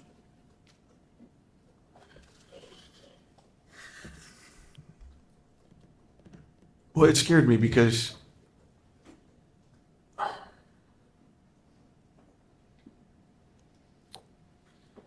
it's very confusing to decipher what she's really saying. It just confuses me. I don't know what to do with that information. And during this time period, are you sleeping? No, Are you using coke? I am. Are you suffering from symptoms of mania? I was. And did you make a mistake? Yes. You slept or tried to sleep with or had some sort of sexual encounter with Nikki Sanchez, is that right? Correct. After that happened, over the course of some period of time, you confessed that to Anna, is that right? That's right. And what was Anna's response to that? She went crazy. She started cursing at me. She's like, I always come back to you. I always give you a chance. I'm the only one that'll ever love you. She started packing her stuff, and she just left the house again. And she was fighting for your phone, Yeah. and she wanted to know who the girl was. Right. She not only did she just take that information, she wanted to investigate it. She wanted to confirm it for herself. Because the idea of either of you being with someone else was not something that was acceptable in this marriage, is that right? 100%. Not acceptable to you No. and not acceptable to Anna. No. And we heard a 45-minute recording of Anna coming into the apartment asking, where is she? Where is she? Who is she? Right? Correct. And trying to take your phone to look up who this person was that you were telling her you had been with. Is that right? That's right. Asked and answered. And based on that conversation that continued, you and Anna both had pretty much an emotional breakdown and you came back together at the end of that. Is that right? Yes. And did you think at the end of that, which culminated in the two of you making love, that you were back together 100%. and that Anna had forgiven you for that terrible mistake you made? Yes. September 21st, September 22nd, September 23rd, Anna is saying, I love you. You're saying, I love you. She's taking you to the airport. Is that all correct? That is correct. She's telling you, you better not do anything stupid in Miami, right? Right. And you went to Miami and she blocked you while you were in Miami, right? Right. After doing all of these things with you up to this date, she blocked you. Correct. What were you thinking in that moment? That she's cheating on me. Or that she's doing something bad. Did it make sense to you that she was acting that way given what you had all just been through and her, what seemed to be, accepting you back? No, it doesn't make sense. It's just frustrating. It's confusing. It's like, I said it before, it's like she pushes me away, she pulls me. She pushes, it's nonstop. And she even knew how important that Miami trip was for the brand that I have. I was meeting someone from the movie. This was huge for me. And I begged her to come with me to experience that. And she knew how important that was. And she even told me, you deserved it. You worked for this. But for her to block me at that moment, I felt like she was trying to take away, to confuse me, to distract me from being in that moment, which is exactly what happened. When you got back from Miami, things seemed off to you. Is that right? Very off. And you confronted Anna about those things, right? Yes. And she denied having done anything, right? Correct. And as the time went on, from the time you returned from Miami, September 27th through October 21st, you asked Anna repeatedly if she was cheating on you, right? Yes. And every single time she denied it, correct? Correct. And we know that in fact she was cheating on you with Ray during this exact same time period. Yes. You were so concerned with her cheating on you, you actually thought maybe she was cheating on you with someone else from the group, right? Correct. On October 19th, you sent her a message. I wonder who's railing you. Probably someone from our circle. Let's see. I'd say most likely it's Nick, right? Right. You did not say, I bet it's Ray, right? No, I never thought in a million years. Did you have any idea on October 21st, before going to your house and opening that door, that Anna and Ray were having a relationship? Never. When you would accuse Anna of cheating, it wasn't just that she was denying it, right? It was worse than that. Because she was denying it in a way by saying, I could never, right? Right. We're still married, right? Yeah. Unlike you, Correct. right? Correct. And she sent all of these messages. This was on October 5th when you had accused her of cheating. Is that correct? Yes. Your Honor, may I approach, please? I'm going to show you what is marked as Defense Exhibit 45. It's 3 pages. Just hold on to that while I show you some things on the screen.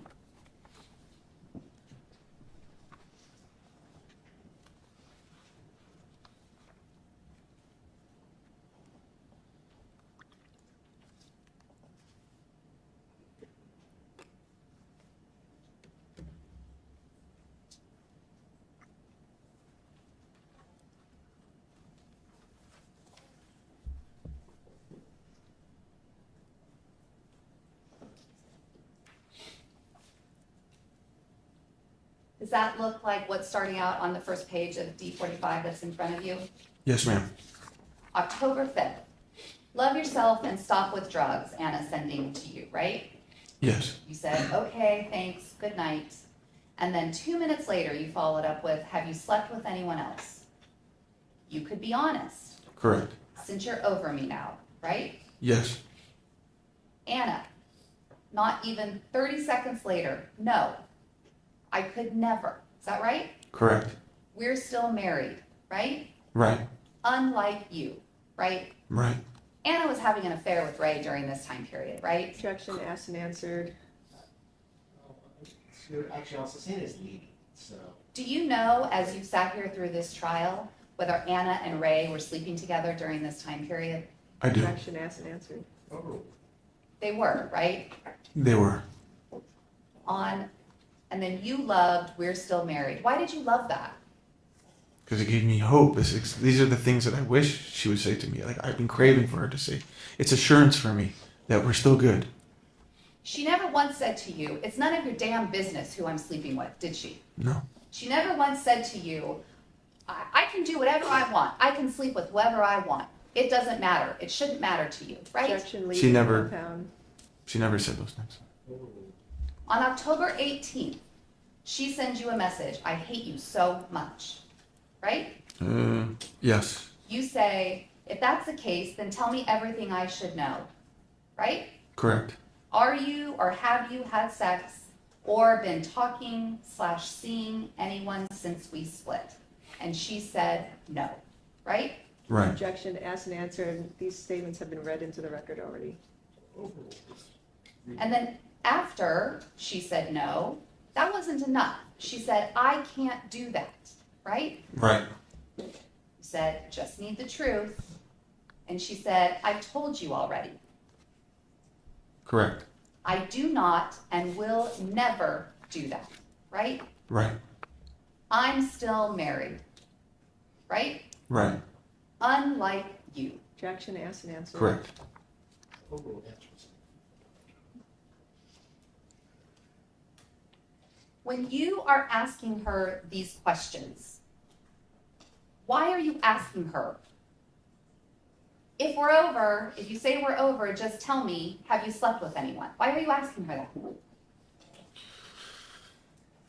Well, one, because I always had the suspicions, and two, if we're truly over it, then we should just be honest. And I needed some kind of information like that to help me to stop hanging on to the thread of hope that there's reconciliation. You know, if she would have just been honest with me, it would have been just as painful, but I would have at least been able to move on and say, you know what, there's no hope.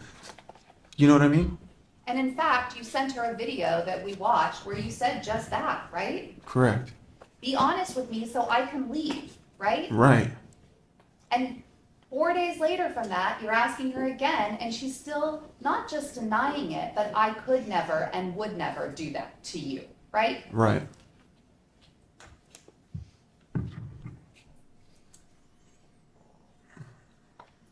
Been a lot of questions asked to you about during this time period, whether it's okay for you to do certain things and not okay for Anna to do certain things. Is that right? That is right. Was it okay for you to sleep with Nikki Sanchez? It was not okay for me to attempt to sleep.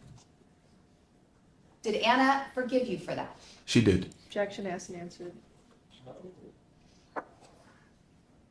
After that moment of sleeping or having, however you define that, having sex, attempting to have sex, whatever that means to you, from that day forward, was there anyone else that you physically had sex with, touched, massaged, used a vibrator with, anything that could be under the category of sex? No. You looked up escorts, right? Yes. Did you call them? I called a few.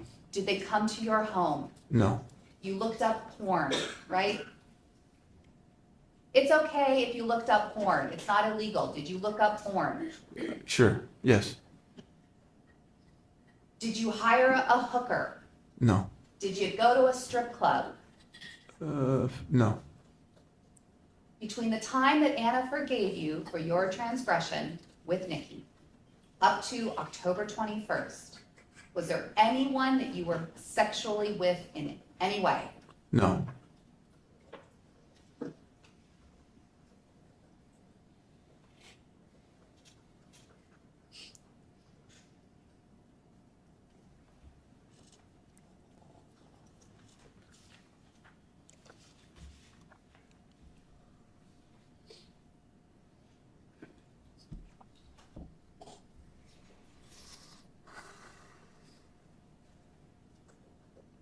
Did you call Anna terrible names? Yes. Did you say vile things to her, and sometimes did those things happen in front of a mirror? I did, and they did. Were you planning at any point in October to kill Anna? No. Were you planning at any point in October or any other time to kill any man that Anna was with? No. You were asked questions about when you turned on the Discord app. Did you turn on the Discord app before October 21st to listen in on Anna? No. You moved out of the apartment on October 17th or 18th? 18th. Did you turn the Discord app on then? No. When you put the Discord app on the iPad, it was sometime on the morning of October 21st, is that right? Yes. Prior to going to the apartment and having a phone conversation with Anna, you were texting with her, right? Correct. And you were asking her why she ignored a FaceTime call that you tried to place with her, right? Yes. Going to the apartment that morning was not the first time that you had had contact with Anna that day, right? Yes. When you went to the apartment, what was the point of putting the iPad behind the bed? It was to catch her in the act of having sex. When you left the apartment, you had information that Anna had blatantly lied to you. Correct. Correct. What were you thinking when you had this information? I was thinking that she is in fact cheating on me, and she's probably with him right now, and also everything else that she told me up to this point have been lies. Did you stay in the apartment to ambush her when she came through the door? I did not. Did you hide in the elevator or in the stairwell to ambush her and this person that you thought she was having an affair with? No. Did you follow her in any way, attempt to find out where she was that morning to track her down? I did not.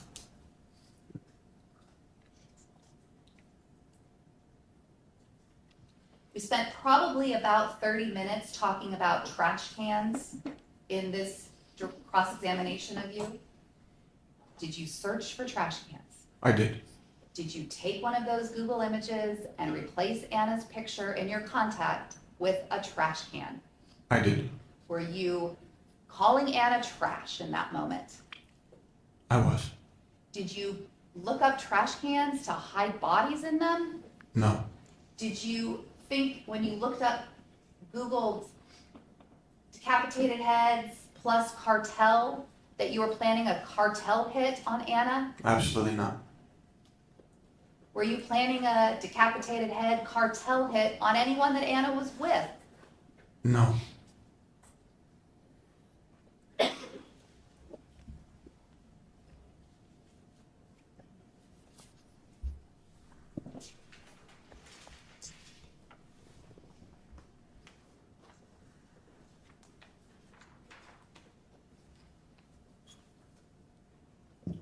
You were asked about messages that you sent to this person, Mediterranean, saying, I will go to jail. Who is Mediterranean? He's one of my followers on Instagram. What's his name? I don't know. You don't have any idea what his actual name is? No, Have you ever met this person? I have not. Do you have any way to contact him aside from this like IG Instagram account? No, I do not. And you told him, if I see Anna with a guy, I will go to jail? Correct. Why did you say that? Again, it's just me just spewing out words to vent my frustration. It was in no way intending that I'm actually going to do something that will wind me in jail. I'm just venting because I didn't have anybody to really vent to. You were asked about a flirtatious conversation you had with some sort of medium. Do you remember that? I do. Okay, so you saying you're my healing Egyptian goddess, is that how you flirt with people? No. Who is that person? She's some woman who follows me. She commented on one of my videos. Her name stuck out to me. I clicked on it and I followed her. And then she messaged me with an audio message telling me that I'm a spiritist and the spirits are telling me to tell you this. What I had already said.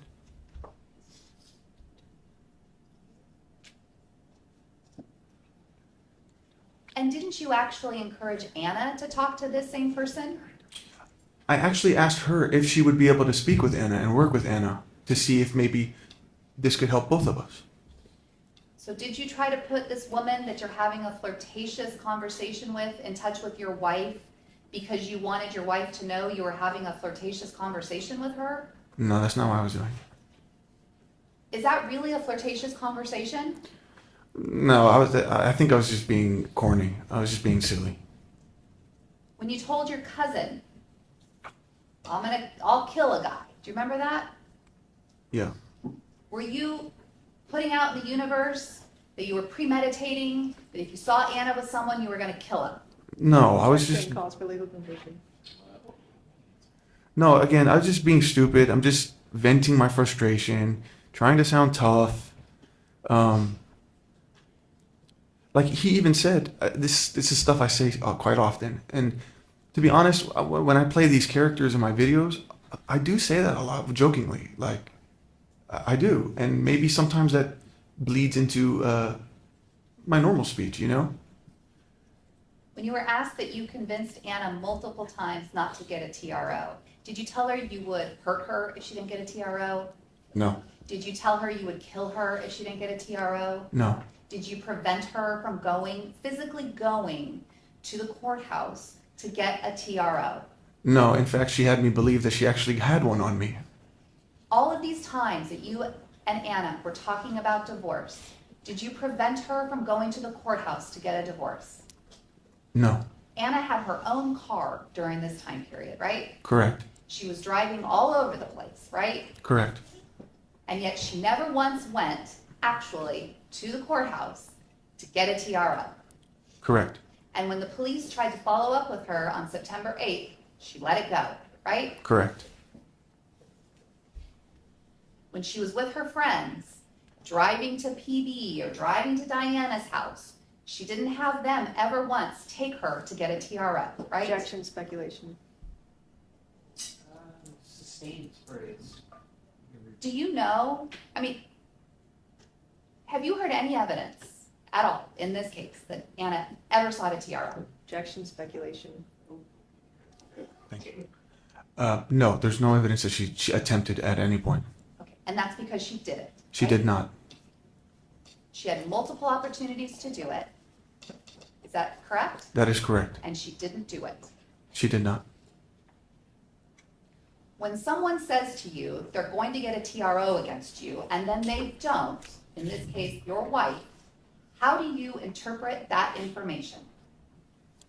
But I can't take anything she says serious. Even if you told her, don't get a TRO, she could have gotten one, right? 100%.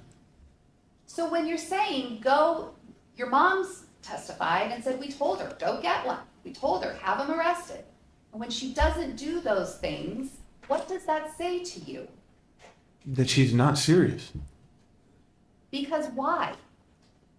Because she's just hurt and she's upset with me, but she still loves me and she still wants to work this out with me.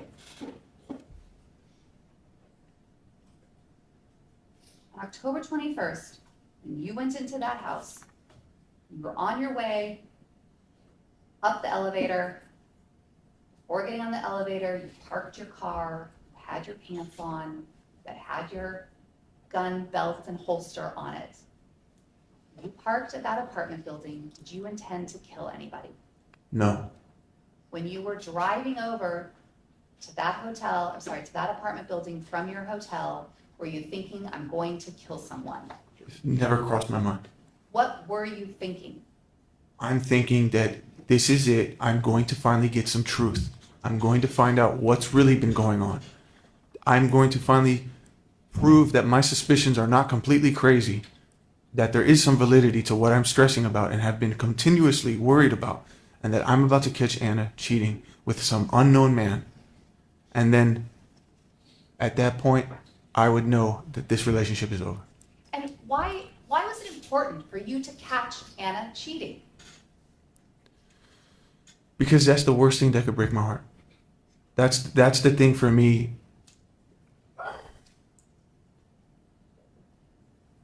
It also, she had turned to I don't want to blame her. Everyone was calling me a cheater. My dad was calling me a cheater. My sister's calling me a cheater. Everybody's calling me a cheater. Even her girlfriend's saying, you lost us the moment you brought that girl in your apartment. Everybody was shunning me as this terrible person. And I just wanted to prove that she's doing the same thing. And it's not fair. It's not fair because I'm over here being told, oh, I'm the cheater. I could never do what you're doing. But yes, she's doing it.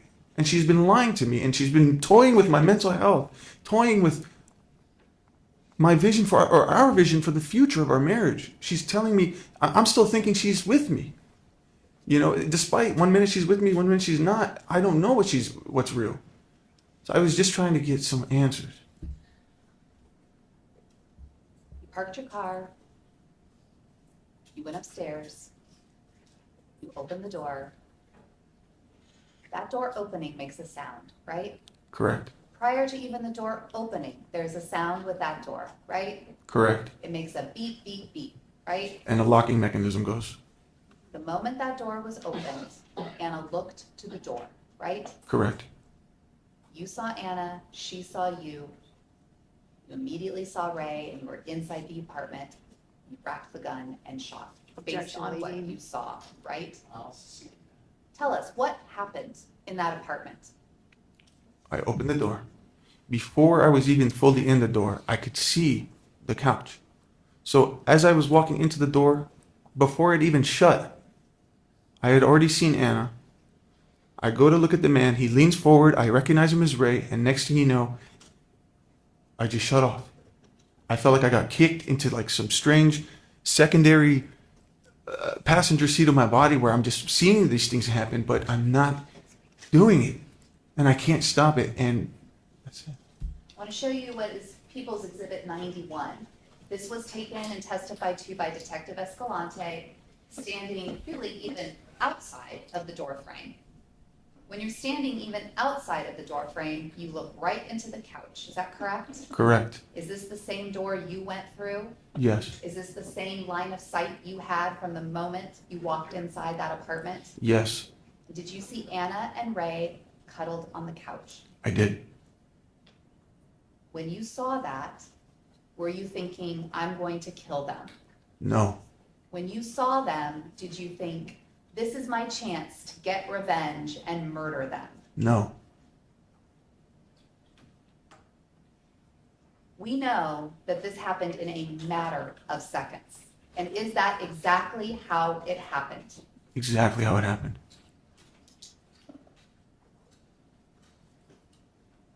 All right, ladies and gentlemen, good time for us to take our afternoon recess and see everybody back here in 4 minutes.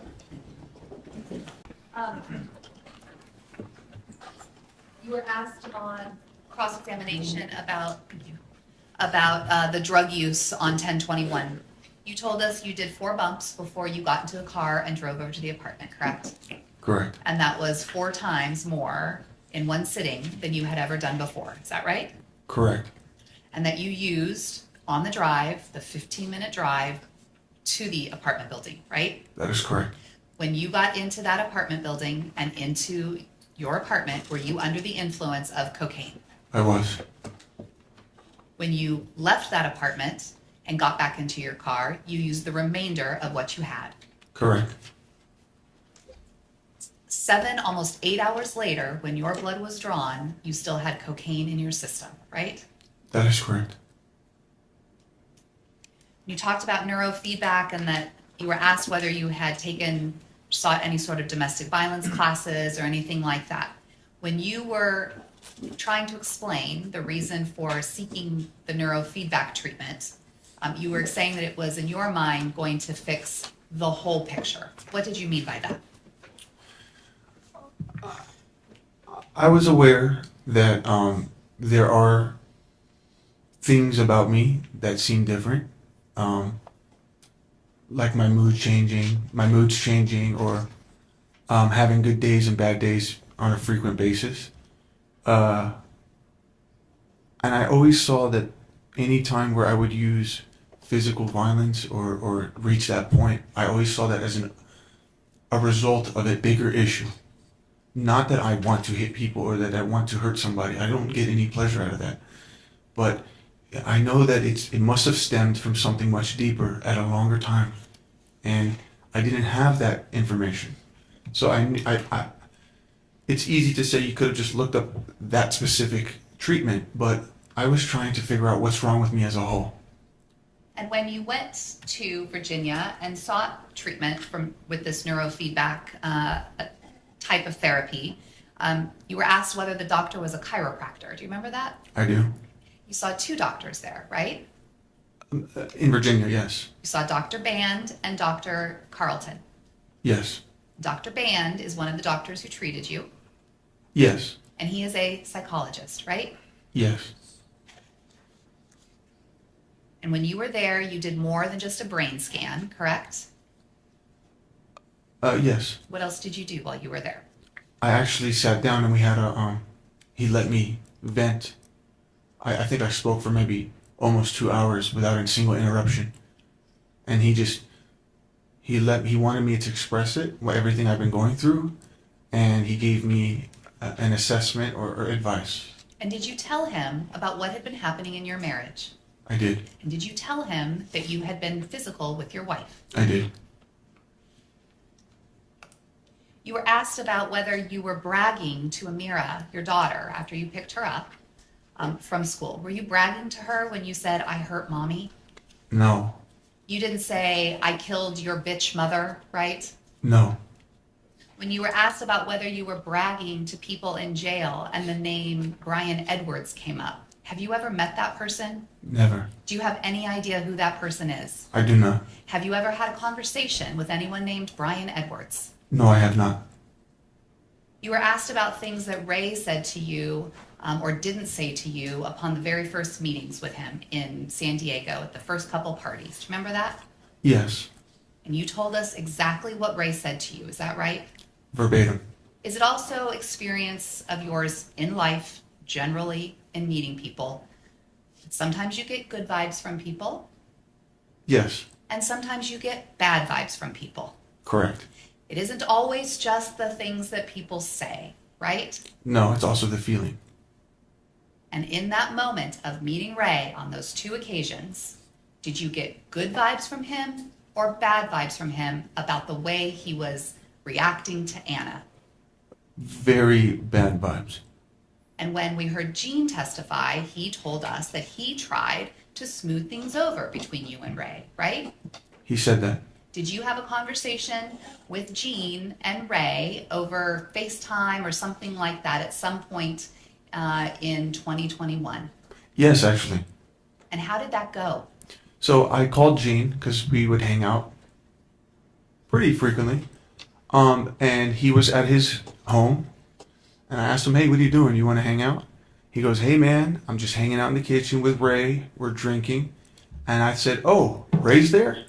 Can I speak to him? And he gave Ray the phone. You mentioned, did that end up with the two of you getting into a physical fight? No. Did you say to him, I hate you? No. Did he say, I hate you? No. You were asked about a time when Ray commented on your Instagram about a family member of yours passing. When he commented, did you say, go fuck yourself or anything like that? No. You started to tell us about a time that you commented on his Instagram because he was in Mexico and had an injury or something? I responded to one of his story posts. I sent him a message. He posted a clip of him, like I guess he was diving off of a cliff in Mexico, and he had a huge gash on his forehead that was open. It was clearly an open wound. And he was filming like, hey, I got this, you know. And I was like, dude, that looks really bad. You should probably get stitches. And he says, haha, I think I'll keep it. So, I mean, I tried. Did he block you on Instagram? No. Did you block him on Instagram? No. Did, after that response of, haha, I think I'll keep it, did you say any bad words to him? No. Did he say any bad words to you? No. Did 1021 start off when you sent that apology message to Anna in the morning on a good note in your mind? Yes, because I felt that it was a moment of me taking responsibility for things I could have done better. It was a moment of clarity. And were you planning to go to LA that day? I was. Were you planning to make more videos with your friend Sammy? Yes. You sent items to Anna, Yes. food Groceries. and roses. Yes. And it was the lack of response to what was your romantic gesture that started to turn 1021 into the day that it was. Correct. When you received no response about this romantic gesture, what was the first thing that your mind jumped to? Something's not right. She clearly ignored that. Her mind is on someone else. You went to the house to try to confirm what was happening. I went to the house to go talk to her, to try to get an understanding. And on that morning, when you tried to get an understanding, she had, in what is in your mind, the first blatant lie to you. That I know of, yes. Your plan from that moment, when in your mind this is the first time she's ever blatantly lied to you, was to do what? To discover the truth. Why was discovering the truth so important to you? because I was at a very pivotal moment where I needed to know what is going on. What am I going to do? A lot of the reasons why I wasn't able to stay away from Anna or that I would call her all the time is because I'm used to being with her. And she's such an essential part of my daily life. Everything we do revolves around each other, and she wasn't there anymore. And so that was very hard for me to disattach from that. A part of me wanted to disattach if that's what she wants me to do, but I wasn't getting the full clarity that that's what she wanted. So I didn't want, me going to LA was my attempt to focus on me and give her the space that she had been saying she wanted. But deep down, did I want to go to LA? Probably not. I want to be with my wife. I don't want to give her any indication that I'm out of this or that I can move on, you know? So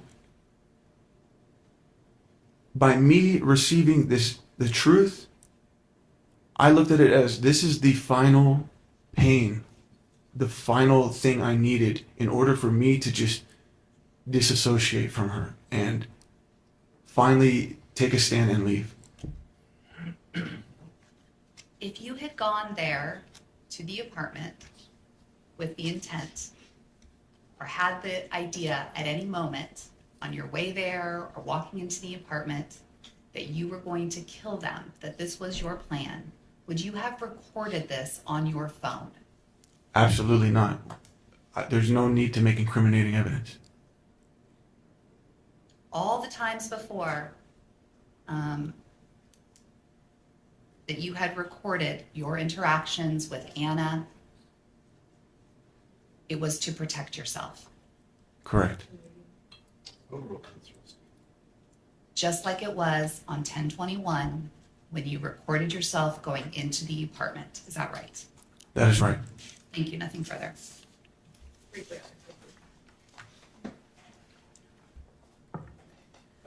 You don't know if Anna ever tried to go to the courthouse to get a restraining order and then changed her mind, right? I do not. And we talked a lot about your violence on Anna and her wanting the restraining order. Why would Anna ever tell you that she was with another man? Object this phrase to speculation. Overruled if you know. I don't know why she would tell me that. Anna was scared to be honest with you about another man because of your violence, right? Judge Connor calls for speculation. Sustained. Anna has told you that she's scared of you, correct? She has said that. Anna was trying to move on from you and you didn't want to let her go, right?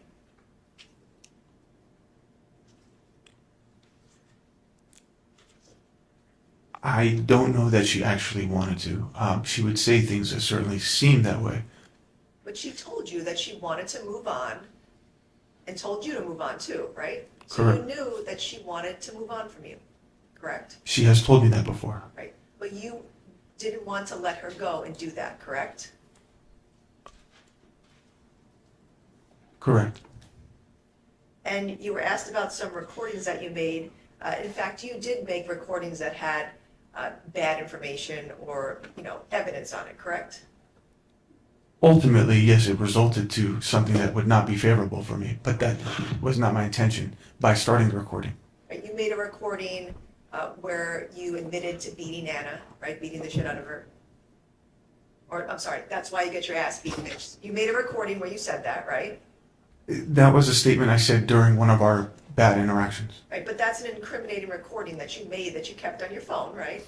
Right, but my intention wasn't to have an incriminating moment. It was to prevent an incriminating moment, or should it become a moment like it did, at least I have the evidence. But it doesn't always guarantee how it's going to play out.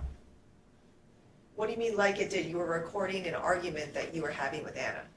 Right, because Anna had gotten into the habit of manipulating facts or threatening to call the cops and put me in jail only to scare me to run off, or she would break my stuff, or she might scratch me in the neck.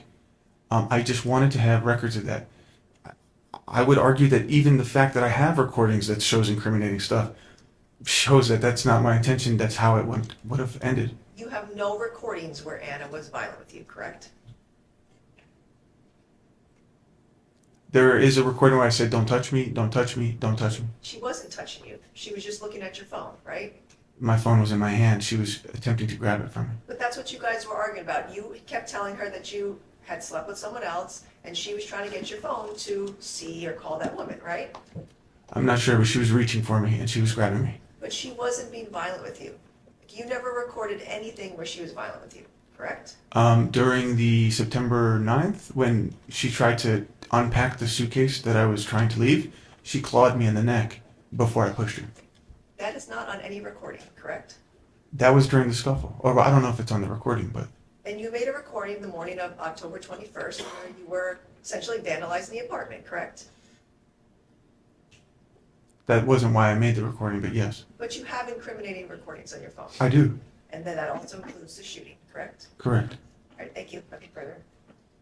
Just briefly, do you feel like in the months of September and October that very often Anna's words did not match Anna's actions? Correct. And when you were asked why would Anna tell you she was with another man? Anna said to you, not just, I'm not with another man, but I can't, I never would, we are still married, right? Shouldn't ask and answer. Overruled, it's leading, but I'll allow, go ahead and answer the question. That is correct. She never said to you, I'm not gonna tell you this because I'm afraid of you, right? Correct. She said it's not, she never said it's none of your damn business, right? Correct. She was telling you in a way, responding back to the fact that the two of you are still married, is that correct? Objection, leading, ask and answer. Go ahead and answer. Thank you, Your Honor. Yes. Thank you, nothing further. Any other? No, Your Honor. I do have one more exhibit to admit. We're gonna take all of that outside the presence of the jury. All right, any further evidence Subject to to, what we talked about? correct, no. All right. Yes, essentially.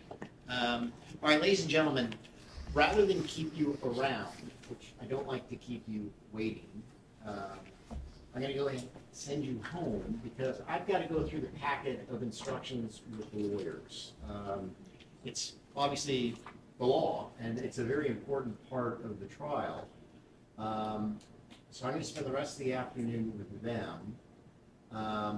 So essentially, for all practical purposes, things could change, but we are in all likelihood done with the evidentiary portion of the trial. So what's next? I instruct you on the law based on the look at this packet. This should take me about a half hour. And then we'll go into closing arguments, which should take the remainder of the day tomorrow. So again, you've been great. You've been very focused. No media, no news, none of that. Don't talk to each other. It's everybody just here just before 9 tomorrow. And the arguments of the lawyers will probably take the majority of the day, probably the whole day, to be honest with you. So at this point, then, thank you again, and we will see everybody tomorrow.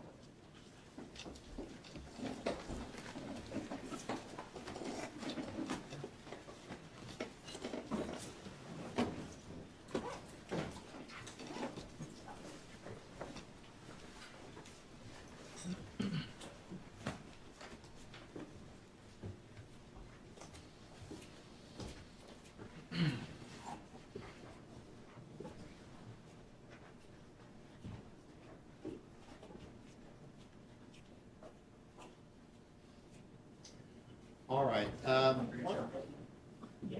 Yeah, you can go take your seat. Telling Mr. Abulaban that he set a record in this department. We've never had anybody on the stand for 3 days. So, Detective was close. He was 3 different days, but parts. not uninterrupted back and forth. But in any event, all right. I want to go back. I actually had Lori pull that exchange that we had that we were talking about earlier. So let me go ahead and read that to you because it. Well, I'll just go ahead and read it. Question by Ms. Brass. You have, after October 21st of 2021, you bragged about killing Anna and Ray, correct? And she said, don't look at your attorney, answer my question. Answer. I was just seeing if she was going to object. I'm sorry. Question. You bragged about killing Anna and Ray, correct?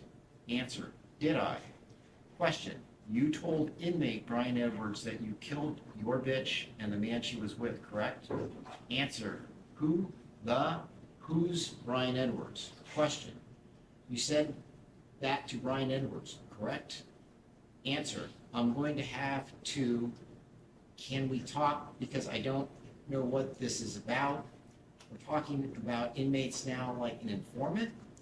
What's going on? We never had this conversation. Question from the DA. Mr. Abulaban, answer my question. You told an inmate, Brian Edwards, that you killed your bitch and the man she was with. Answer, no, I did not. Question, she was with, correct? Answer, no, I did not. I did not. You have, then a question, do you, from Mr. Abulaban, do you have an audio recording of this?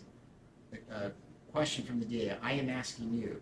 Answer by Mr. Abulaban, I did not say that. You would have brought this up if this was real. This would have been an exhibit. And then the next question, all right, I want to talk about some statements you made to Dr. Lehman. So that was the entire exchange, all right? So I want to hear what, obviously you can both go back and listen to the tape. At this point, he's denied it. The only thing that concerns me about this, quite frankly, is we're left with the impression that he could have had a conversation with another inmate, which, based on the tape of the representation that I've heard, is not true at all. That's the only misconception that I can conceive of a jury looking at this. Because first of all, it was a question, and he denied it. But you leave this kind of lingering thought that he had a conversation with this other inmate, when in reality it was the inmate.